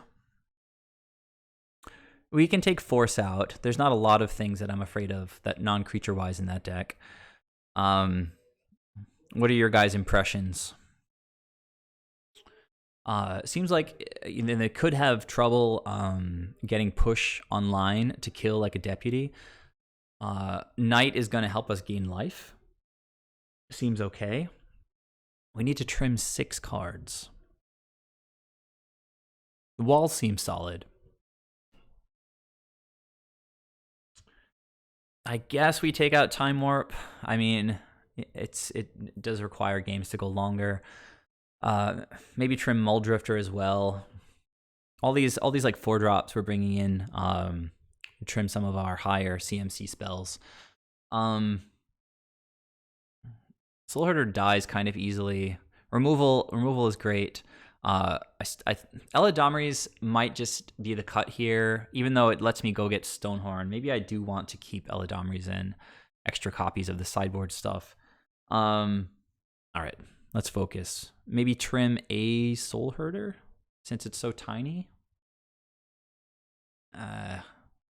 Yeah, we need to trim some cards. We trim a Witness, even though it's like it's so great. Just need to sort of trim around the edges sometimes. All the removal is great. Auriok Champion's wonderful. Worship seems good.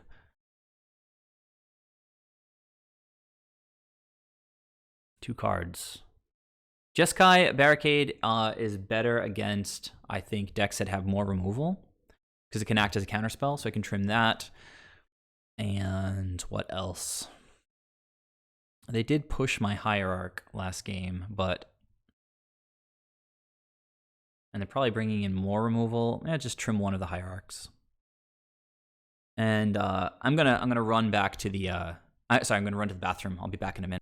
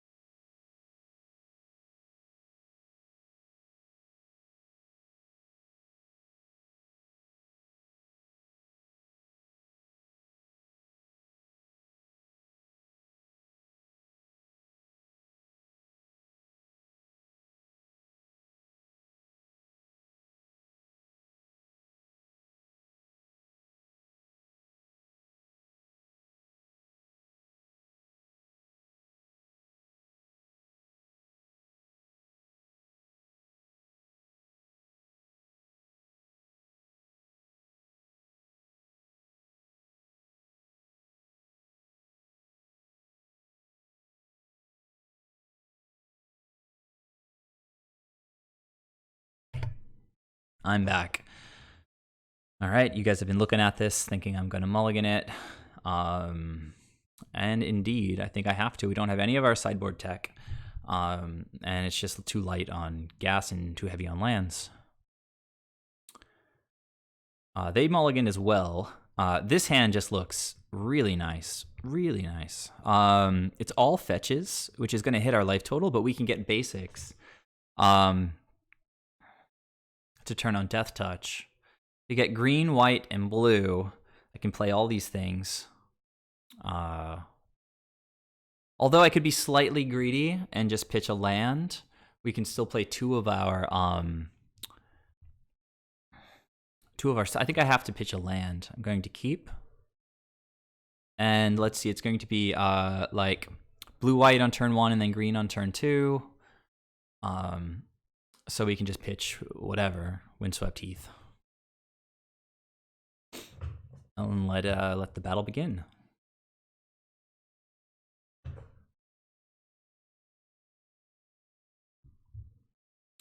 Okay. So Spark Elemental. We're seeing some of the that is one of the cards that gets brought back by Thunderkin. So, well, okay, we're drawing well. We just need to 0-4s line up so well against this kind of stuff. So we're almost certainly playing the Wall of Blossoms next turn. Just hoping they don't have like the super nuts like Spark Elemental into Thunderkin into like Skelemental. We do have removal, we do have blocks, but Skelemental makes you discard, it hits you for so much. Ugh. Alright, well we don't have a path. I just have this purge. It's going to take a little while.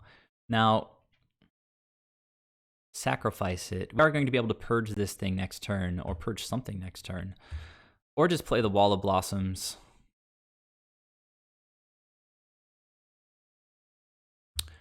If I draw a land, I'm just going to go crack this now. I'm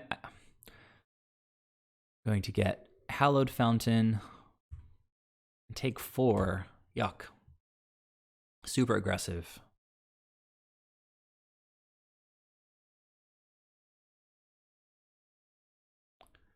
All right, these painful lands. I am going to be able to catch up a little bit with Knight of Autumn, having drawn that 3rd land. So I might just slow roll a little bit here. Like, sorry, I mean to say, not play Wall of Blossoms. See what they've got going on. They bring back the Spark Elemental. Maybe I just... Well, I'll see what happens. I can purge the Spark Elemental gets exiled, but if they play like a if they play the Skelemental, I do want to be able to purge that thing. Taking 4 is not that bad, really. Go down to 8. Play a Knight, gain some life, have a chump blocker. I can't really attack with the Thunderkin. So I guess I'll get black here since I already have green. Green, blue.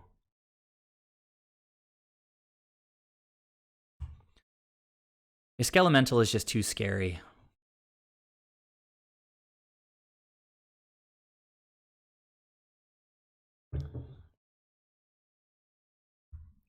All right, so they're not... Oh, well, that's unfortunate. Probably should have killed the Thunderkin at the beginning of combat. Don't have Death Touch. So maybe I just exile this Spark Elemental now, just to deal with it. Not take any more damage than I have to.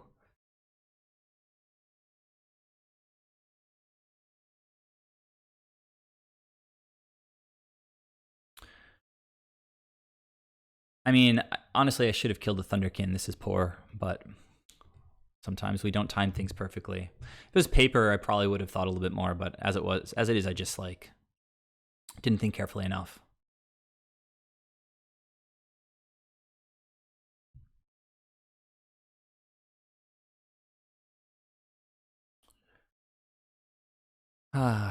So rough, because maybe I don't imagine they would slow roll like something like I'm pretty sure that Skelemental is a 3-drop, like all of the Ball Lightnings.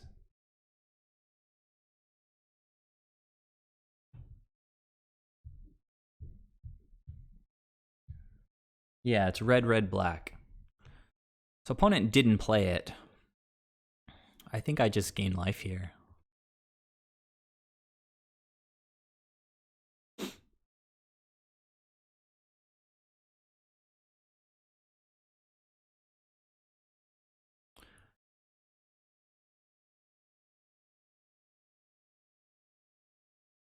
So what is opponent sitting on? They didn't do anything that turn.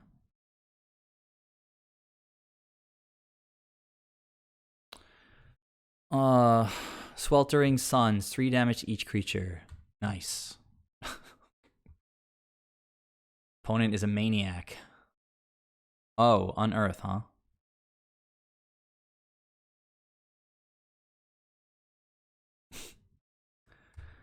All right.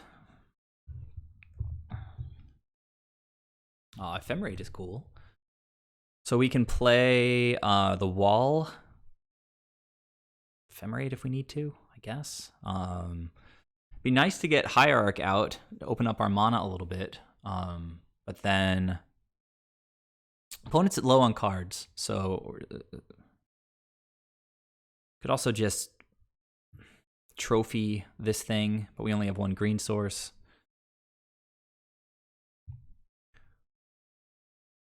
I mean, we get like really wrecked by Skelemental.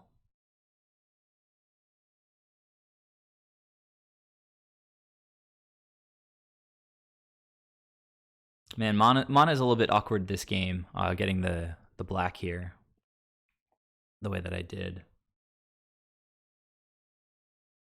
Sweltering Suns, it's so weird. Got the Purge in here. If I draw into a Eternal Witness, I'm going to want to have, you know what? There's no elementals in the graveyard right now. I can't. So I guess I can just pass and hold up Trophy for a Skelemental. But if killing it is not amazing because I got the Thunderkin, I guess I kill it. It's such a... Sorry, guys. I don't have my chat up here.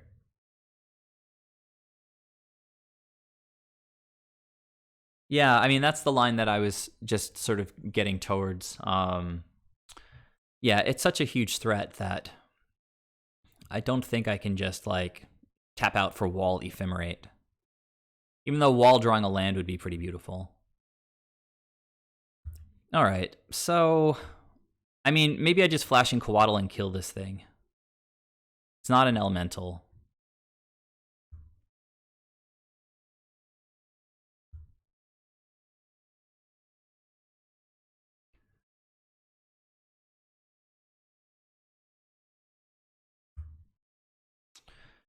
Okay, continuing with the slight awkwardness. I don't have Death Touch. But you know what? If I don't block, I just take 2, and then I've got potential action with Ephemerate and End Trophy. I think probably better just to leave my creature on the board for now. So awkward. The green-blue creatures are probably not going to make it onto the battlefield this turn. I think now it might be time. Skelemental haunts my dreams. I still have Trophy, but this is getting worse because of the Butcher. So I don't know. I'm going to take a risk. I'm going to put my shields down for a second. Maybe I draw a land off the Swallow Blossoms. That's a really good draw, but I do need lands. I kind of want to Ephemerate main phase to try to hit a land, but it's just much better to dodge removal by holding it up. Am I blocking with this thing? I have to imagine not, right? But I should have attacked, but I think I hit the wrong button.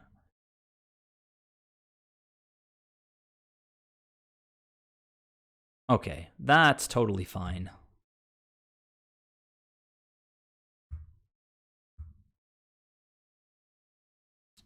Opponent's giving us time to develop,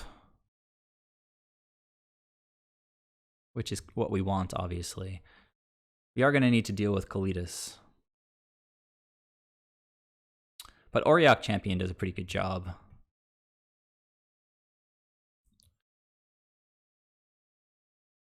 But if this guy just starts killing things and making zombies, okay, there's a land.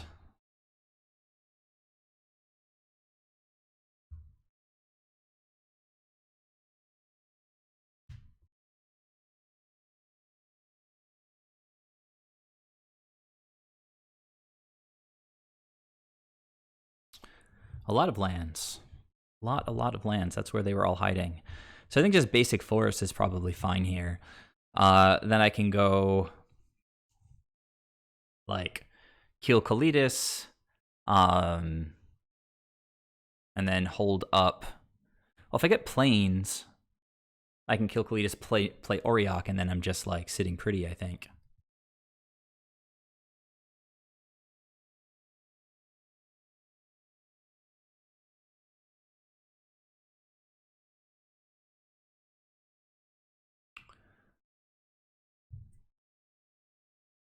Get green.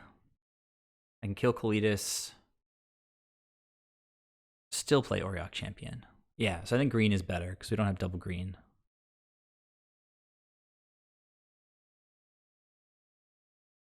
Nope.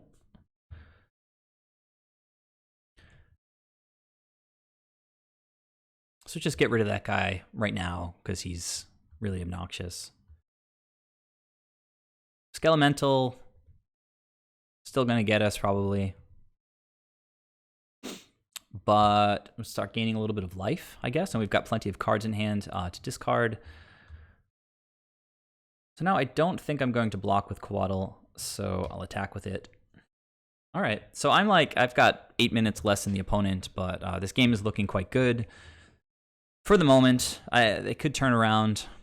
The opponent gets like one good top deck.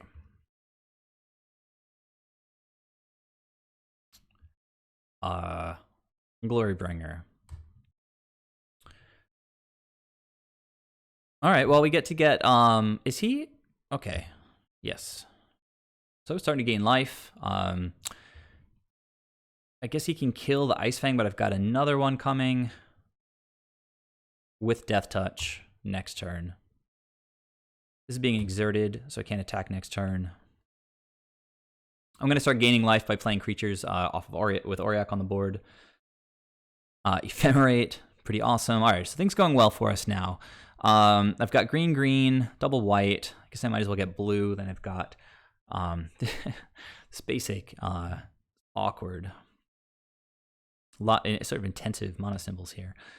I'll probably just let's start with this. I'm gonna go get basic island. Oh, I'm at 4, huh? Need to be careful.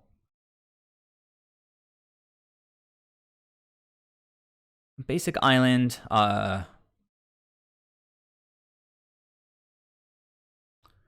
Start with the coiling. You know what? I can always ephemerate. I do want to get the Quaddle on the board. I know this guy can't attack next turn, but I definitely want him on the table right now.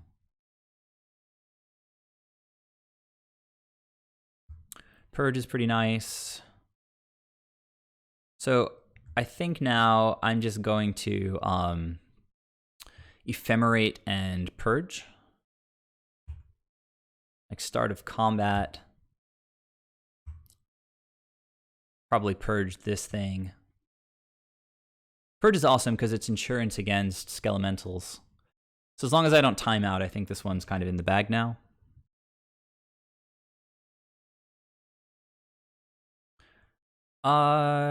Yeah, that's okay.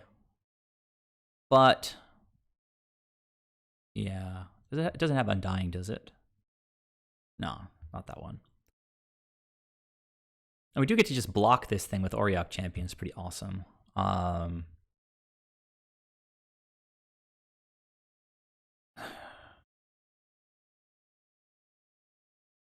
right, so there's no, I think I just let this attack happen.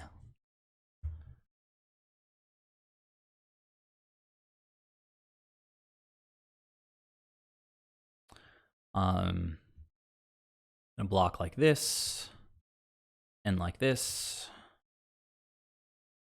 And, you know, I don't really want to take any more damage than I have to. So I think I'll just purge this thing now.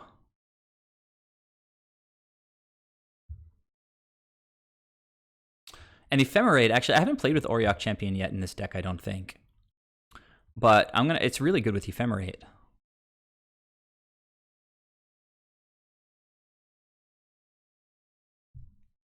Okay, that's kind of and just game over pretty much.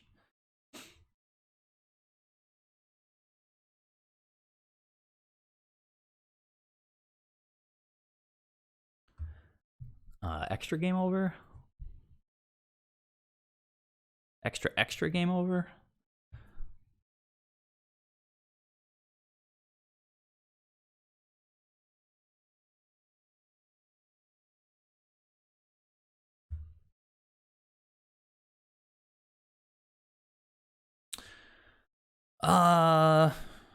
Don't really know what I want to do here. I guess I have Death Touch up for this, but it can kill it. I can't ephemerate currently, so maybe I just wins that thing right now.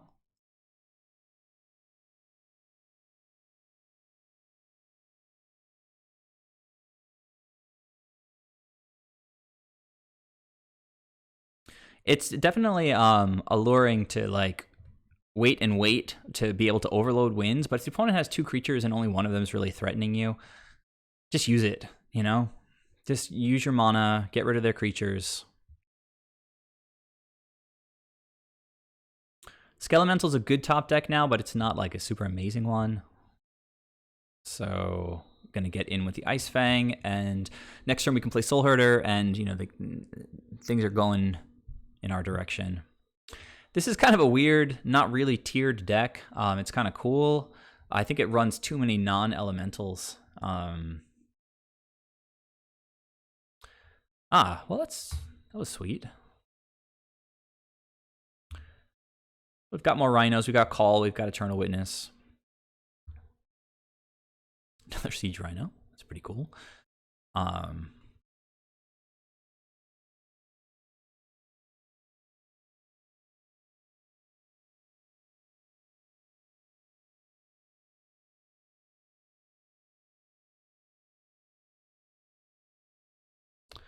I guess they could Sweltering Suns, but Auriok Champion lives.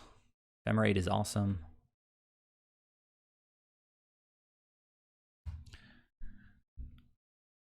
It has Trample, block with wall. What has Trample? Spark Elemental does have Trample. But if I block with Auriok, I guess it dies anyway, right? I was thinking the 1 power lines up against its 1 toughness, but it dies anyway. So, of course, I should have blocked with the wall. Good call. Opponent has to be thinking about whether to play their card or just scoop. And yeah, I don't know. Like, it's pretty cool. That was a really aggressive deck. Let's try to get another different opponent here. A very aggressive deck. We were able to hang on.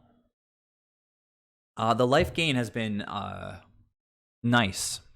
I haven't had any life gain in the deck in a little while. Oh, this is a weird hand. It's got no turn 1, no turn 2. It's got a lot of nice cards, but these are the kinds I think that you have to have a bit of discipline and mulligan. Even if we draw into a snake, we can't play it. Yeah, so this is just significantly better. Okay, opponent's keeping. We've got 3 lands, a hierarch. Don't know who we're playing against. So this will get green-white. I'll go hierarch. I guess we can pitch, or I guess green-black. Well, Astrolabe should solve our black black mana problem.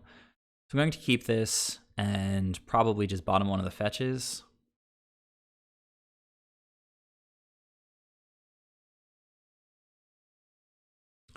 So if we can just like get the opponent to not do anything for the first turn instead of like thought seizing us or pushing our hierarch, we can get some stuff going on next turn.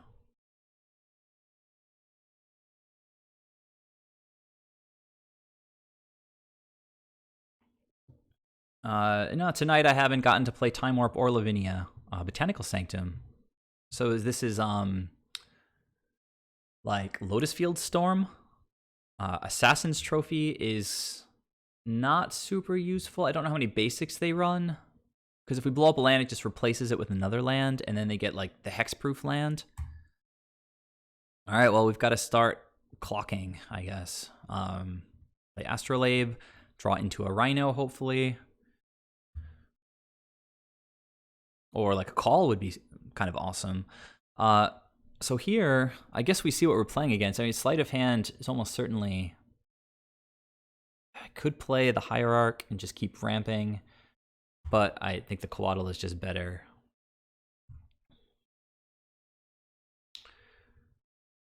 Could be Neobrand. Sure, I just haven't seen it in forever. Are people playing Neobrand again? Has it been doing well in the last week or 2 weeks or whatever? Opponent's bottoming too. You have a Maya Coast. Another sleight of hand. Yeah, this seems more Neobrandish. I can't remember which lands that Lotus Field deck plays. It's more like basic islands.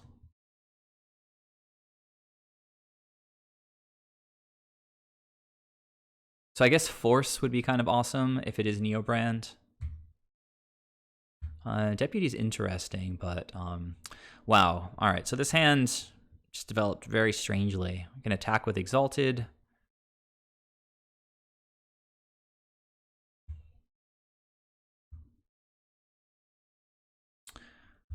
Play the Windswept Teeth to thin the deck, I guess. I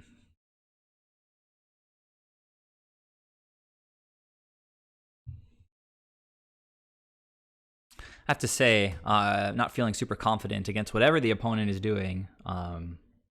Twiddlestorm is blue-red, of course. Yeah, that's what I was thinking of. I don't know why I was thinking blue-green. I've seen so much blue-green lately with all the Amulet decks. So this... Okay, I mean, I guess they could play Gristlebrand and I can trophy it in response to like the first activation. And hopefully... All right, they're not doing a lot. They're just bottoming a lot of stuff.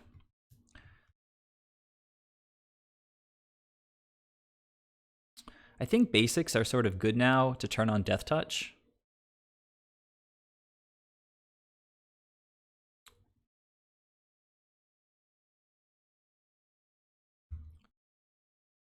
A Siege Rhino, that's a good one. I can play this untapped to continue holding up Trophy. But I don't have double black, right? I only have the one black, so that was a little bit hasty. Start by attacking.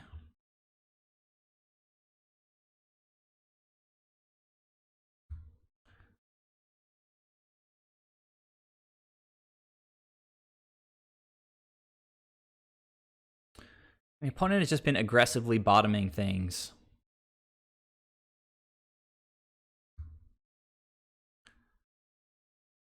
So can I afford to effectively tap out for Siege Rhino? Siege Rhino is going to attack for 6.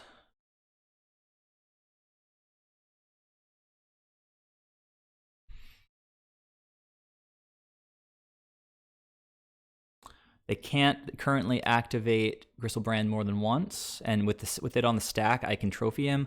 I think I have to be patient here, guys, honestly.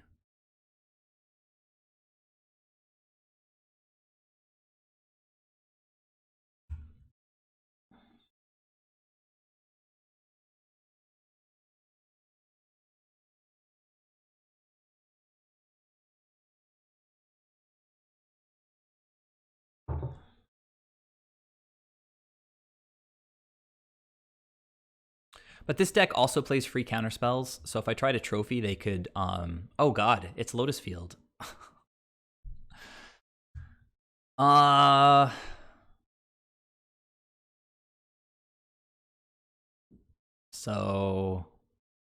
now we're going to get twiddled to death, I guess. This has hexproof, so I can't kill it. So I think I'm going to F6 for a little bit.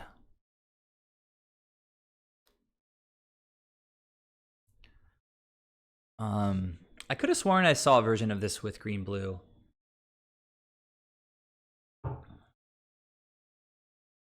I mean, all they need is one red, like Monomorphos would make red mana, so they don't really... I mean, it has... what is the green for, I guess, is the question, right?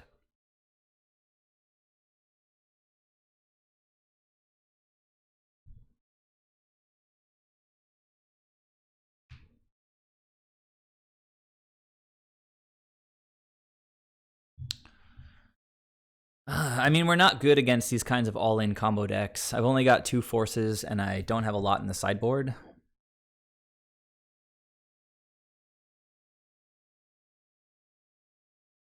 I mean, Unmoored Ego for their win condition is a pretty solid one. Thoughtseize, potentially.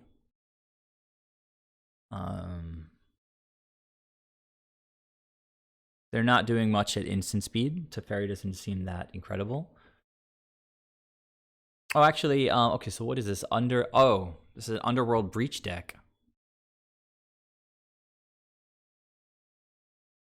So now they get to effectively kind of recast a lot of this stuff, though they do have to exile 3 cards every time they cast something. Oh, you know what? Hang on. I should stop F6ing because I can blow this thing up, right? As soon as they cast one of their spells. I mean, there's not a lot I can blow up in this deck, so it's okay. They just scooped. Yes. What is the opponent doing here? Oh, they can't cast anything because they only have red mana. All right, well, that's, you know, they're going to lose sometimes to this kind of thing. That's pretty funny. All right, so as I was saying, Unmoored Ego seems pretty solid. What do we think their win conditions are? I guess Grape Shot, right, with the red mana. That would probably be the first one, and then I get to see their deck. So Purge actually deals with Underworld Breach as well. You know, interaction against these kinds of decks. This is that's probably the angle that they're trying to take. So we've got a lot of stuff that we can board out, I think.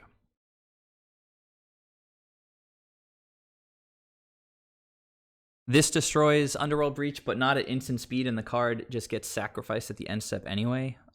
So Knight doesn't seem amazing. Deputy doesn't seem amazing because we drew it that game. This card doesn't seem great. The walls don't seem great in general. They're probably going to leave Soul Herder alone. I mean, Time Warp is slow. Lavinia doesn't do, like, she does like literal nothing, so take her out. Yeah, Lavinia's out. Yeah, I could see that for Once Upon a Time. There have to be better cards, though, in green to just straight up dig for lands than Once Upon a Time. I guess it's free on turn 1. I don't know. So, yeah, the plan here is the opponent is going to play an Underworld Breach, and I'm just going to kill it with Purge. Also with Trophy. I didn't even have to show them the Trophy. They just scooped.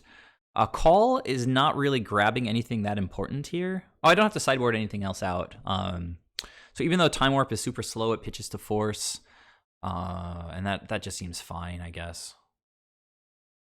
Yeah, so basically our deck is just going to do what it does with the addition of some of these sideboard cards.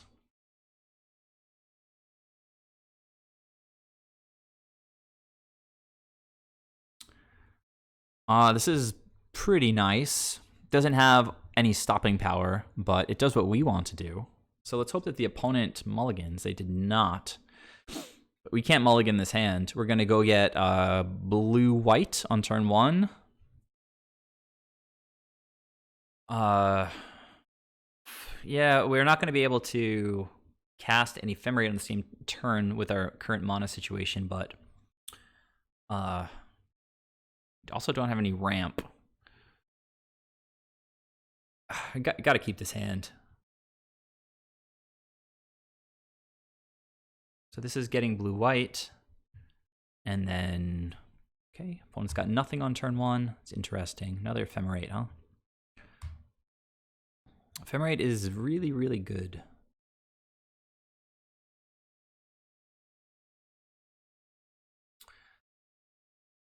We would just love to draw sideboard tech. Yeah, so, I mean, drawing into... It's possible I should just be mulligan... Oh, they don't have a second land? This is ridiculous. Come on, opponent. Gotta entertain my audience.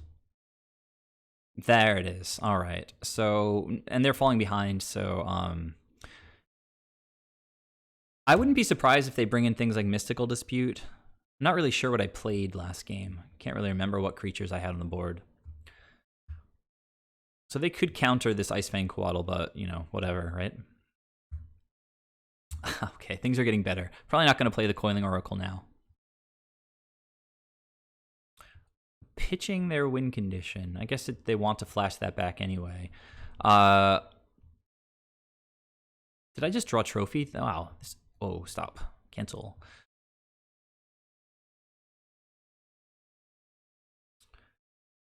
Hey Liam, welcome to the stream. I'm doing pretty well. We beat 8-Rack twice tonight, and then we beat like a Lightning Skelemental deck. I'm testing out a black version again. I kind of missed Siege Rhino. Going to wait to to cast Eternal Witness because I'd love to get any of this interaction back. I want a blue card to pitch to force. This is the spell that I would want to play right now.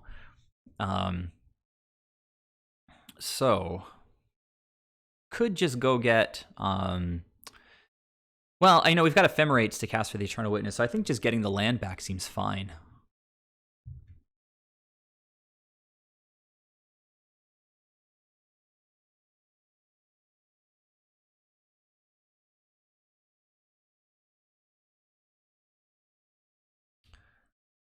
I mean, it's kind of funny. Like, they're just playing one land. I'm doing very little of anything, so it seems like they could still win. But I've just got this. Oh God, what kind of hand did they keep? This is so pathetic. Yeah, Liam. I always found just like the most like natural affinity for the 4-color version. There's something really satisfying about casting Siege Rhinos. Speaking of, I can go get one of those with Call if I want to here.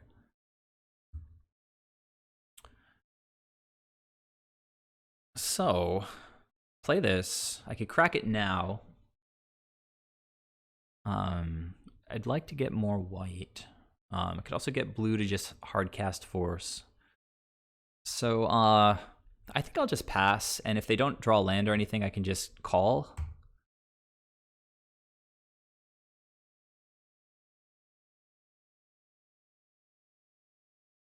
Looks like that's what's happening here.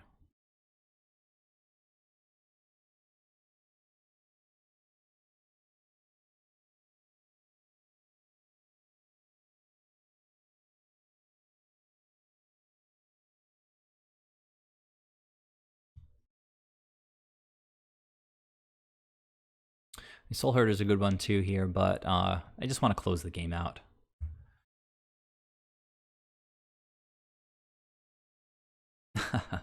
Muldrifter into Ephemerate is pretty solid. I mean, this is turn 5. It's so funny how slow our deck is. But it's not gonna go on much longer if this Siege Rhino sticks around. We're gonna get to attack and then Ephemerate. Opponent's at 10. That's just a one turn clock here. With the force backup, so GG. All right, so this is the 4th game. Again, I beat. This is so. I'm sorry, opponent, but it's your own fault.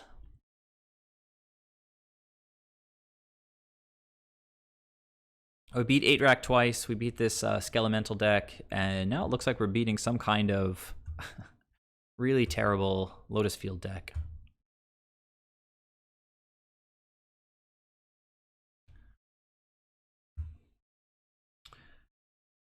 Yeah, so that's the fourth game. They've been going pretty quick. I see another opponent in here, so if I can close this window, I'll just jump back in.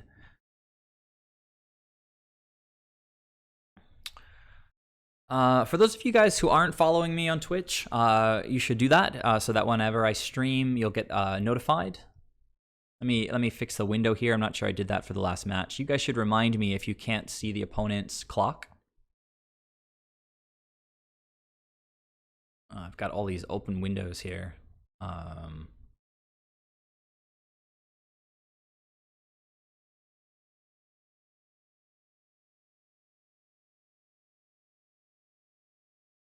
Okay.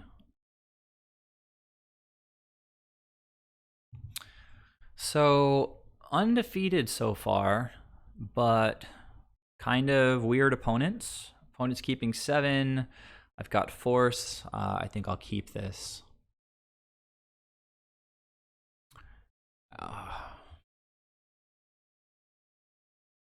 Yeah, I guess this resolves. I guess that resolves.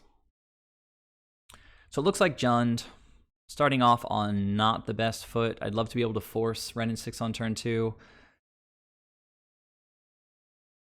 I'll probably take one of these Coatls. They could take Witness. I do like the card advantage against Jund. They took one of the Coatls, as predicted. So I'm going to play green-white out and then get blue next turn. We've got a second green source for the Witness already. All right, go for it. Yeah, absolutely not, my friend.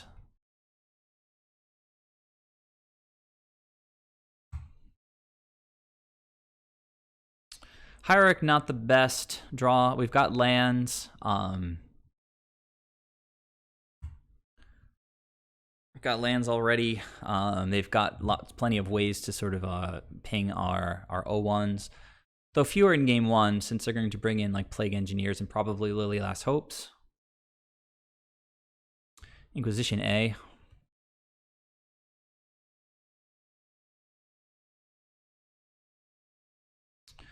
I just want to get this guy on the board. I'm going to draw something.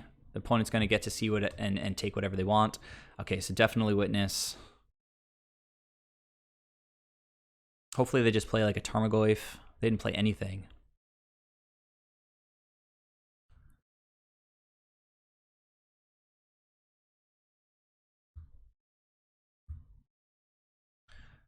So now Witness getting back Witness just seems pretty bomb. Yeah, but then if they disrupt my hand, no matter what, they are gonna take the good stuff that I get back here. So what difference does it make? Next turn I can play, I don't know, just getting back Witness seems okay. Good card is good.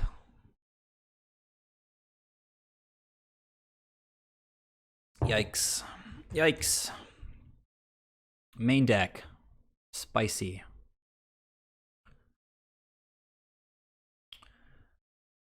I kind of like this Hierarch now, though.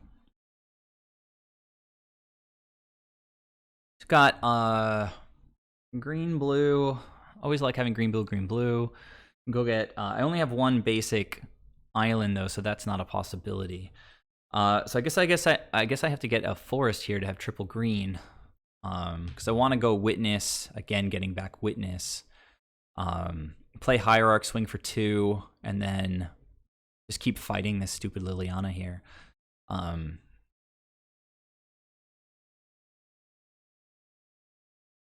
Yeah, let's get another forest.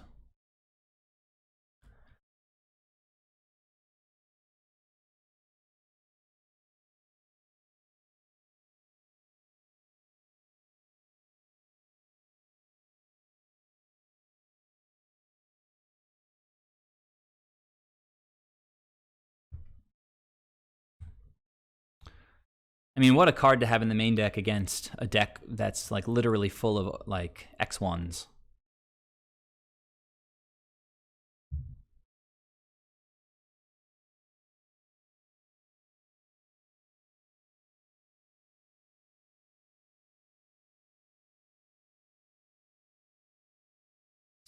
All right, well now I can get Witness and like Coatl and play them on the same turn. It's pretty awesome. So I'm going to do that first main so that there's no chance for them to kill this Hierarch. Oh,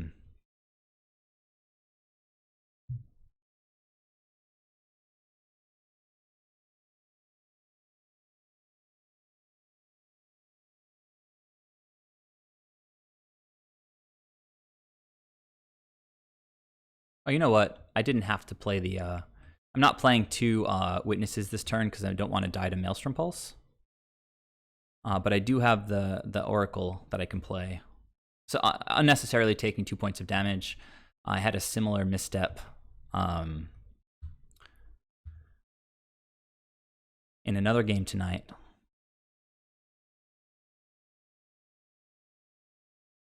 Kolaghan's going to make me discard. That's a little bit rough.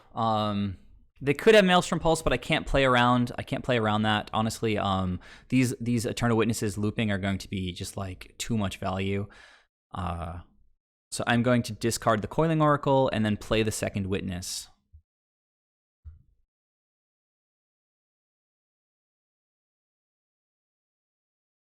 Opponent's down to 1 card. I'm down to 0 cards.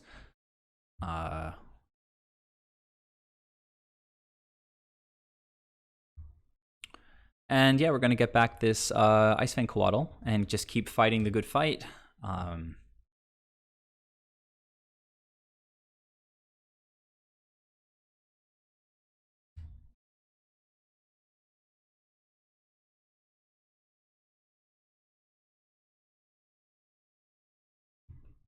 Opponent is appears to be f6ing.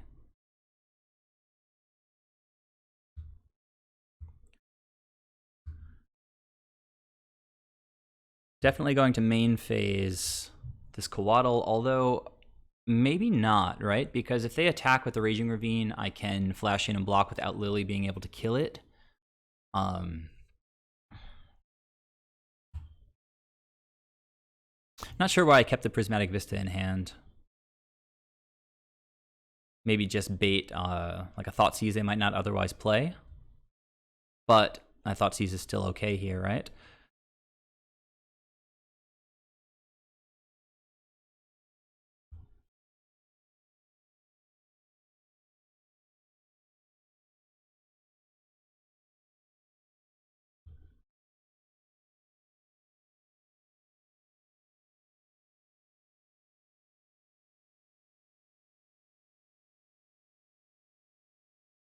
That's a good draw.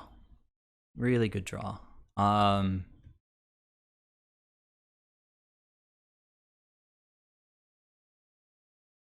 probably could have waited. Opponent could have removal in hand.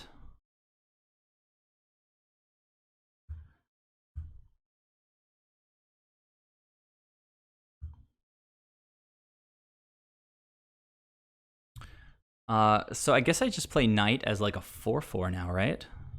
Like the first time I've ever used that mode. We get black mana here.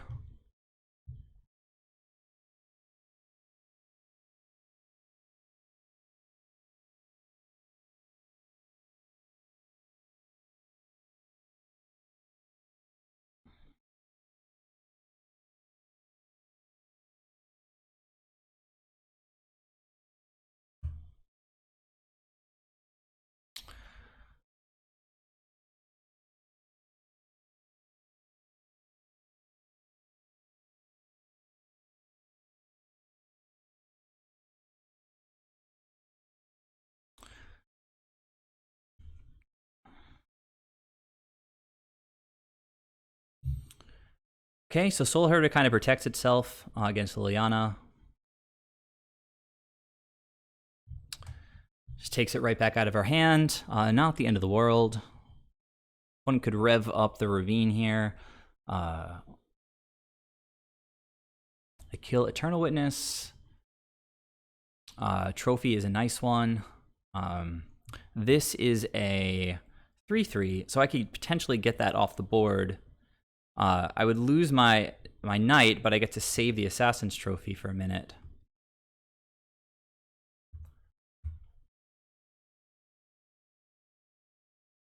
Alternatively, I could just trophy the Ravine, but I like trading with Knight better here, because Knight's just not that amazing in the matchup.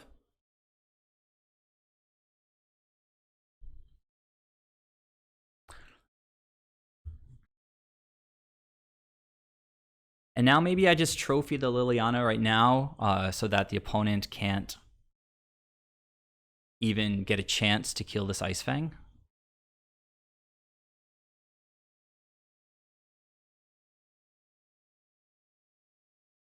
You know what? If I was going to do that, it's getting a little bit late in the night. I just am taking things a little bit too casually. I should have killed the Ravine, and then just Liliana would die, and I would still have a knight on the table.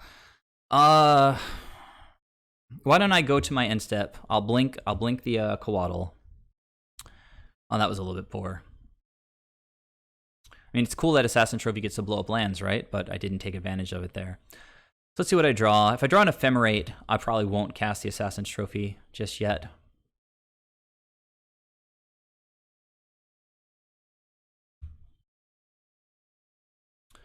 Well, that stops them from activating Liliana. But I really don't want them to be able to kill this Ice Fang, so I think I'm just going to go ahead and kill Liliana right now.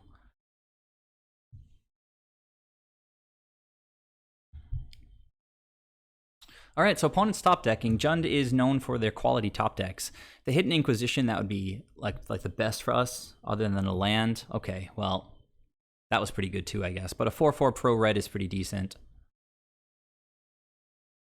Opponent's out of cards. This just goes right through anymore. Raging Ravines they might draw. And I've got Ephemerate now as basically a counter spell.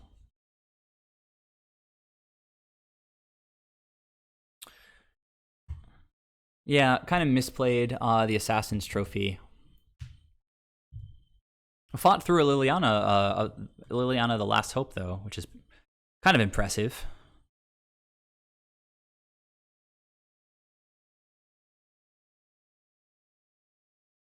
Gonna make me sacrifice something? Oh, I can ephemerate. That's awesome. I love it. Oh wait, but yeah, yeah. So this means. Oh, does does it not count since it's not on the battlefield yet? Yeah, it doesn't count. Oh well, live and learn. It's sort of fine. I'm gonna sacrifice Lavinia. It's kind of stupid. And this is so hard, these decisions. I just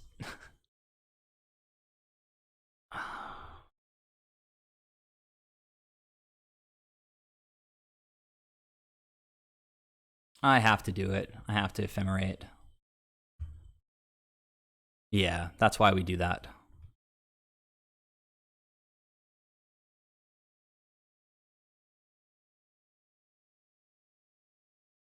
Why did I tap blue? I'm like so out of it. I can get ephemerate, and then I can get Assassin's Trophy.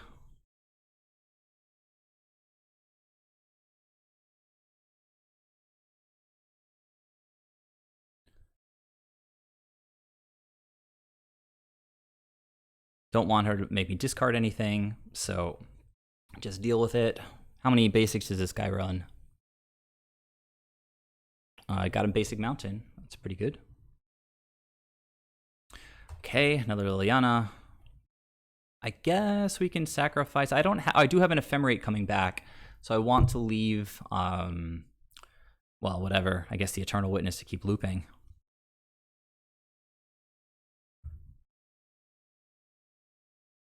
And now I guess I play Lavinia again.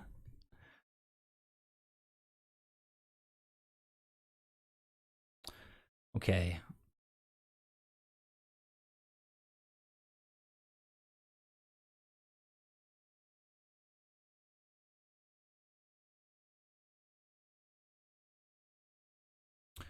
So this could actually pay off. I don't know. Lavinia against Liliana. Complicated names that start with L.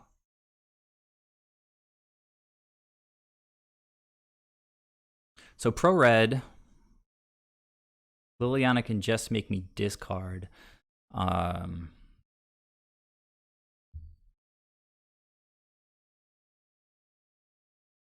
well, not even, right? Because that's why I got Lavinia. One can't activate it.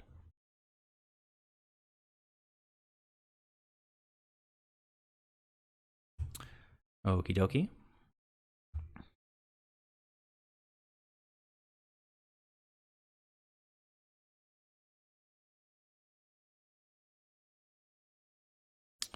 Yeah, that's not gonna work. Opponent, not gonna work. Unfortunately, I don't get to get the Ephemerate back right away, but I can get Soul Herder. Seems pretty good. I can just blink Lavinia. Yeah, that seems like a good pick. Only got one blue mana for now, though, so I won't be able to cast both of my spells. I'm drawing something for the turn, right? Still only... Okay, opponent scoops. I'm going to run to the bathroom, but maybe after I sideboard. Jun should be pretty straightforward. Just going to bring in all the purges. What else? Yeah, Planeswalkers tend to be pretty good. This is pretty bad. Pithing Needle's solid-ish. Thoughtseize could be good, but I don't know. I think Thoughtseize will stay in the sideboard. Auriok Champion, hard for them to deal with, right? So 7 cards in, seems like a lot. Lavinia seemed pretty solid. I think I can take out the forces. Barricade is sort of made for this matchup. seemingly. So I guess I can keep that in. Knight is not that great. They don't really have artifacts and enchantments. Deputy, sort of weak because they have so much removal. 3 more cards. Soul Herder seemed pretty good that game. He died to a bolt. But the second one would have just been lights out. I like the trophies. I like the path. I got so many purges. 3 more cards. Time Warp seems great. Call, not that important since I'm taking out a lot of the bullets. I guess I can trim a couple of hierarchs since the card value isn't that high. We don't really need to ramp. All right. I'm gonna run to the bathroom. I'll be right back.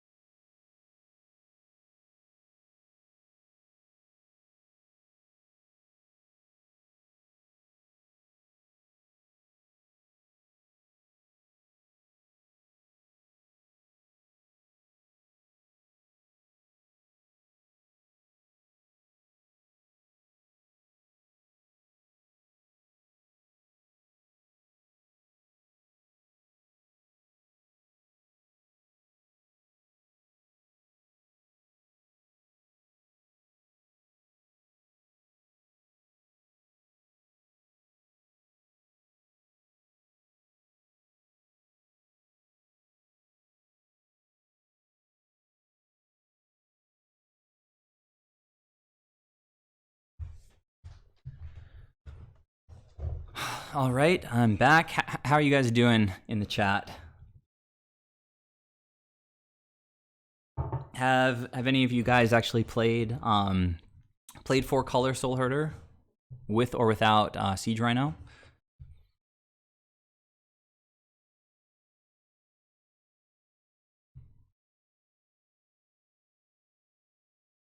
This hand looks all right. It's all about the card advantage, honestly, against Jund. So, got these 2 Coatls.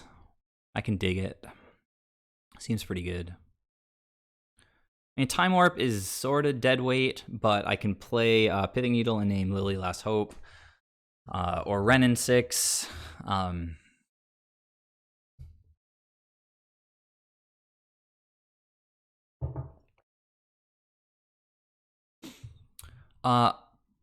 Is opponent keeping or mulligan? They mulliganed. So sweet, we get to keep. We are on the draw. This is a sort of slow hand. Okay, opponent just mulligan to 6. Let's see what they take. Because if they go turn 2, Renin 6, they don't want me to Pithing Needle it. So I guess that would telegraph what they're doing. Yeah, they took Pithing Needle. Interesting. Not going. Okay. So deck is with me tonight. I think I'll go get like Death Touch is going to be good, right? So getting some basics online seems like a good plan to have. So we'll play the 1 shock we have and then start getting blue, I guess. I mean green.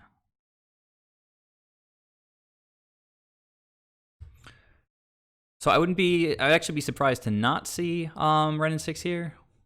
Opponent hitting their life total really hard, almost like they're playing Death Shadow. But no fetch lands, so they're not starting that value train. Another Pithing Needle. That's pretty sick. I think I'm kind of priced into just playing out the Coatl at instant speed and then playing Pithing Needle next turn when I can actually use 3 mana.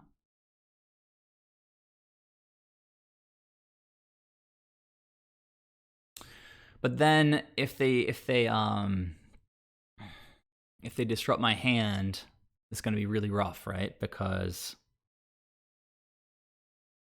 then they can take the Pithing Needle out and then all my creatures just die to Renin 6. So yeah, let's just go ahead and just Pithing Needle now. Get it on the table.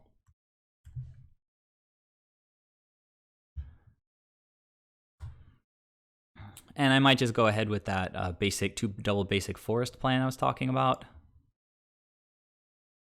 So Planeswalker. Oh, Plague Engineer. Probably naming snakes, I guess.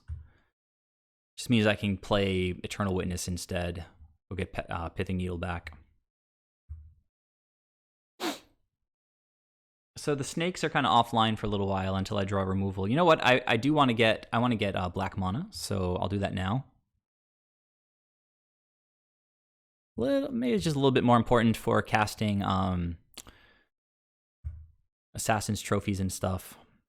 All right, we have a fair amount of snakes. We have 2 pieces of the combo in hand, so I actually kind of like getting back the land here from the graveyard. This is definitely going to be the basic forest.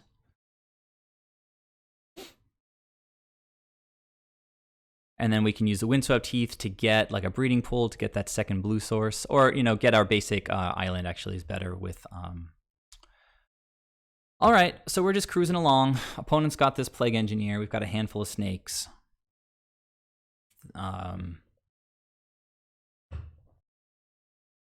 Cycling, going down to 2 lands, not being able to activate Wrenn and 6.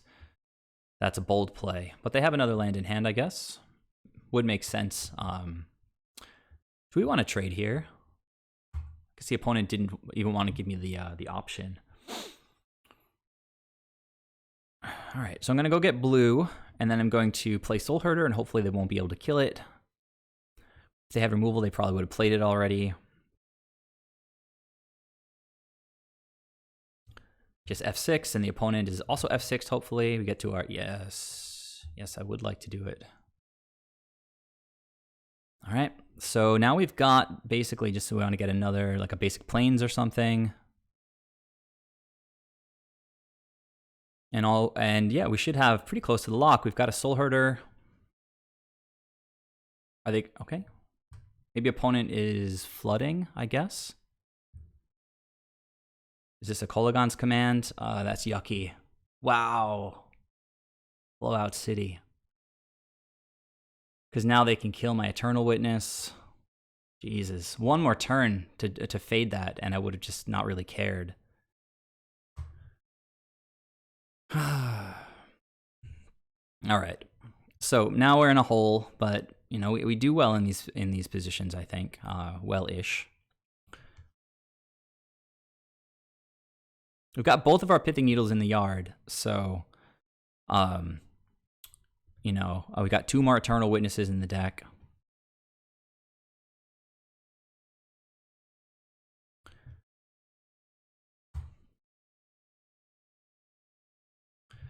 Ephemerate is a weird one.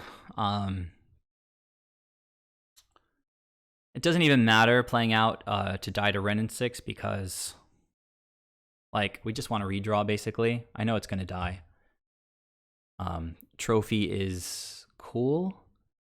Opponent knows that I have it now, I think.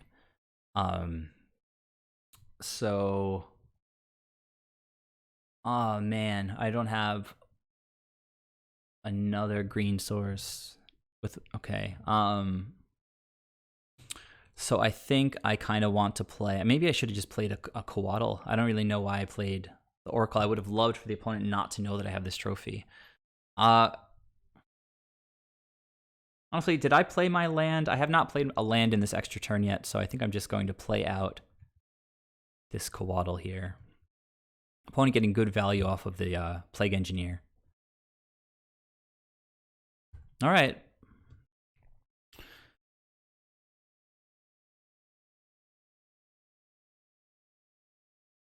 So like a timely Thoughtseizer Inquisition would be amazing for them. They get to, oh my god.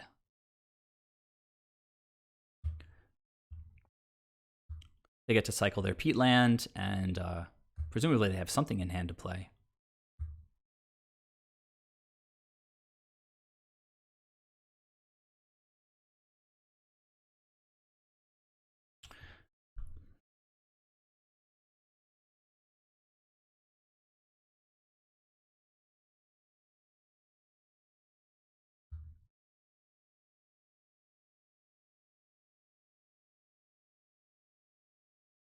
So I'm going to go like green, black, green, blue, ephemerate.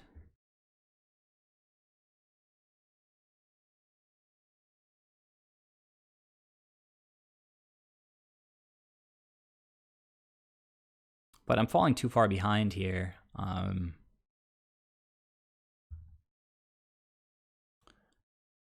Oh, that Kolagon's command really got me.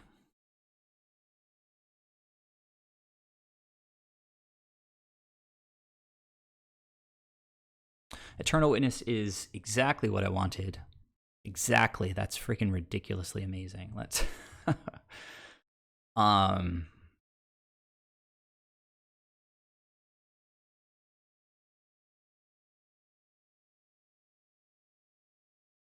So now we are getting really close to having the combo online again all of a sudden. Unless they happen to have Maelstrom Pulse in hand, which would be absurd.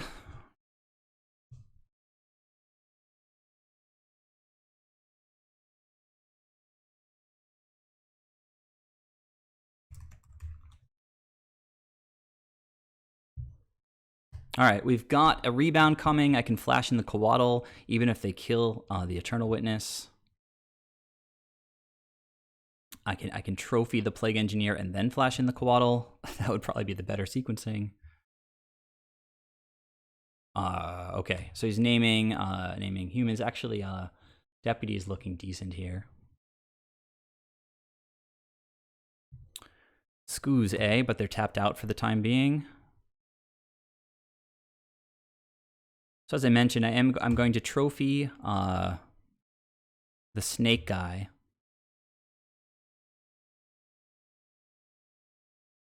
Oh wait, stop. Trophy the snake guy.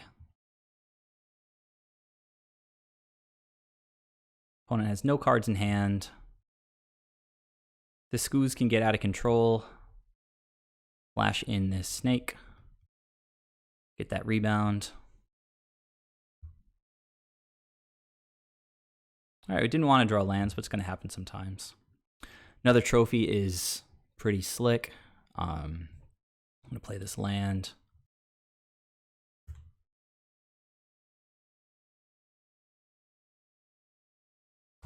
All right, well, we're set up to have a pretty amazing turn next turn. Let's hope that the opponent whiffs a little bit. I've got Death Touch. I'll happily trade with this Plague Engineer. I've only got one more Eternal Witness and probably no more humans in the deck beyond that. That I care about, at least. Yeah. This is probably human, right?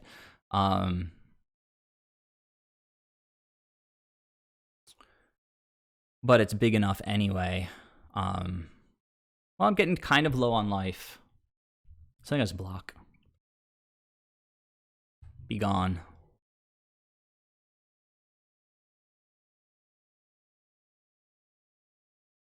All right, so here we go. I think maybe you start with this. I'd love to kill this thing. So green, black, and then let's start with Muldrifter. Just cast it. I guess 1, 2, 3, 4, 5. Okay, get a 2/2 flyer.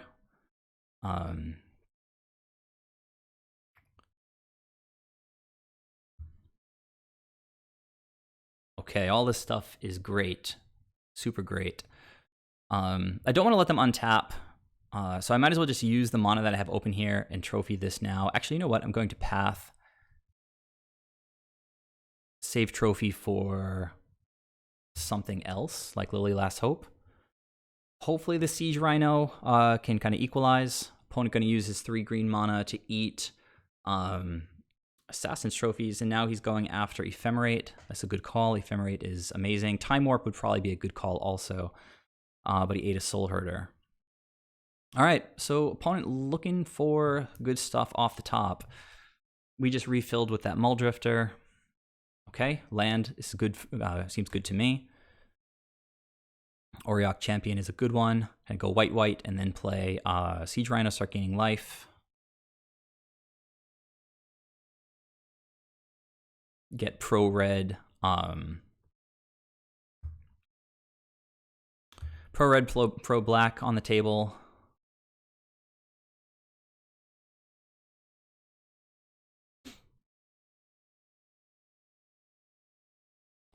Siege Rhino time is white, black, green, and blue. Love using blue mana to cast Siege Rhino. All right, so we are out Junding Jund in this game pretty hard.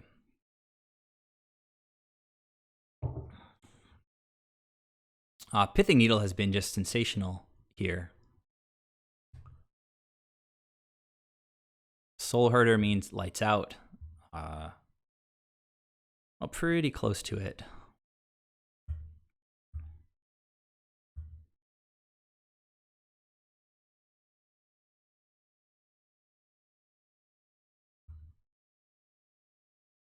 And opponent scoops. So I think I might call it a night here. If this were a league, kind of some really, really weird random league, I guess I would have gone 5-0.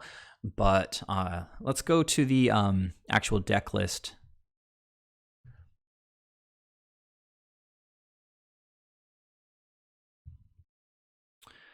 I have to say that this has been a pretty satisfying evening of Magic. The last couple streams, I haven't even uploaded to YouTube, like after the stream, just because they were like, I don't know, they just drained me. Like trying to make, I guess I can show you guys what I had been working on. I think most of you have been following. So I've been trying to make Teferi and Spell Queller work.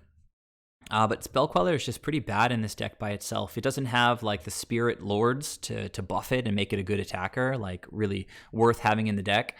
Like the Lords would make its toughness 4, which doesn't die to bolts so easily, or any of the other.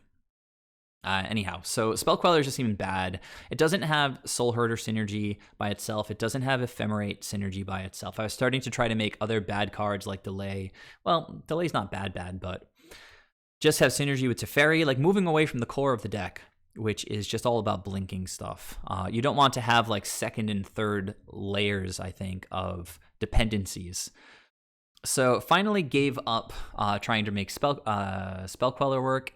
It's amazing with Teferi, but Teferi is not the heart of this deck. So I don't want to build on Teferi. I want to build on Soul Herder. I want to build on Ephemerate.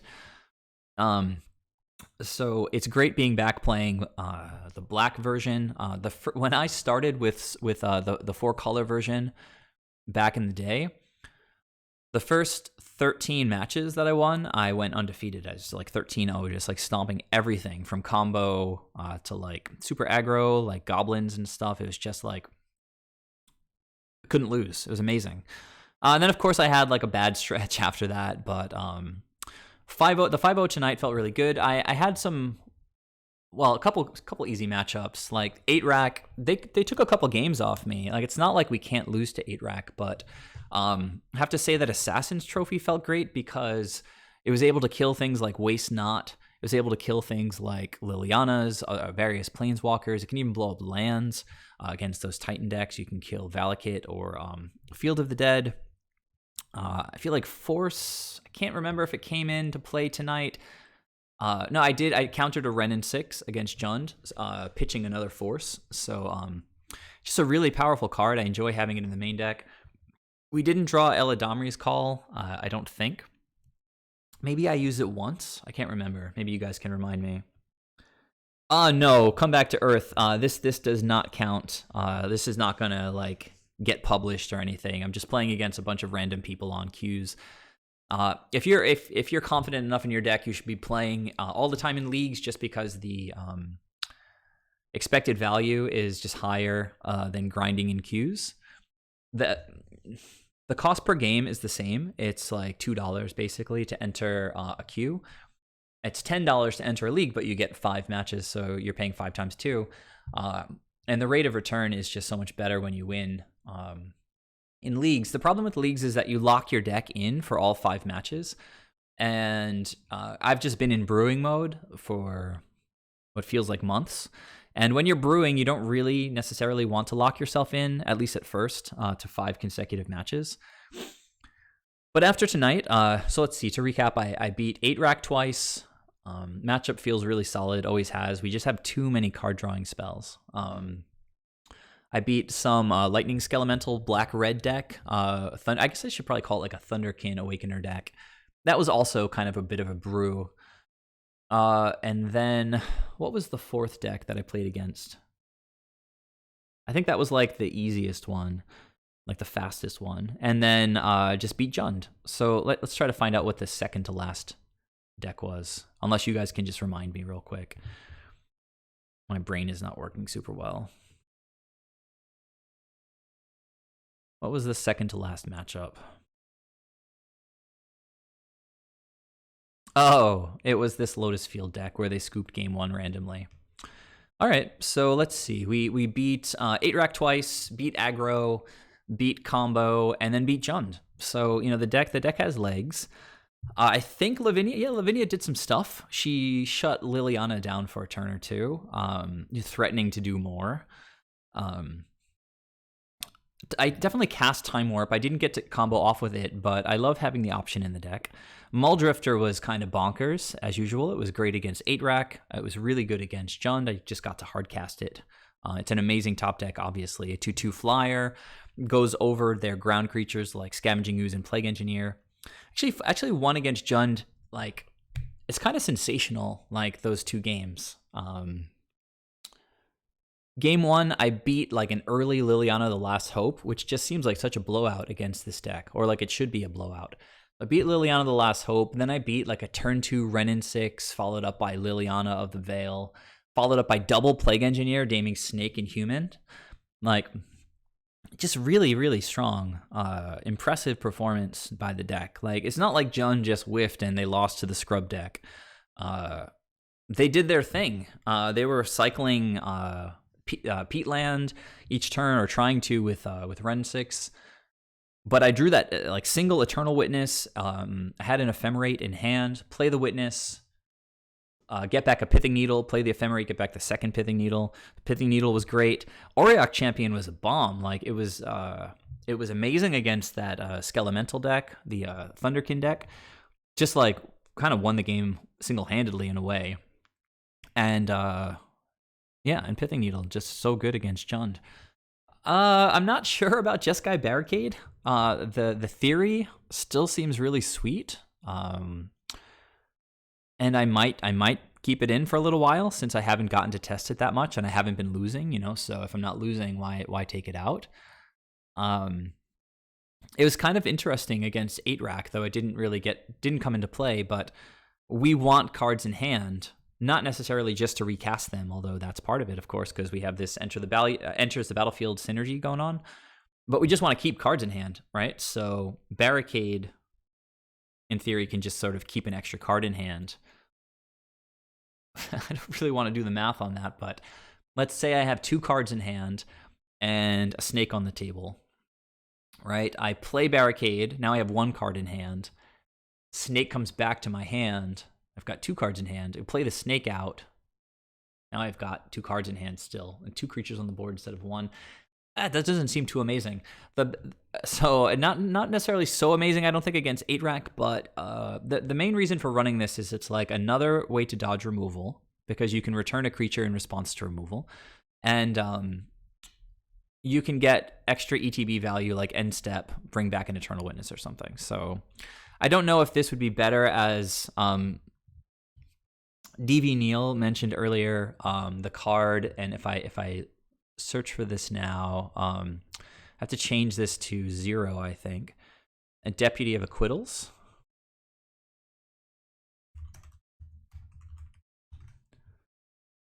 Is is it searching? I think maybe no, it's not freezing. Just 1 second.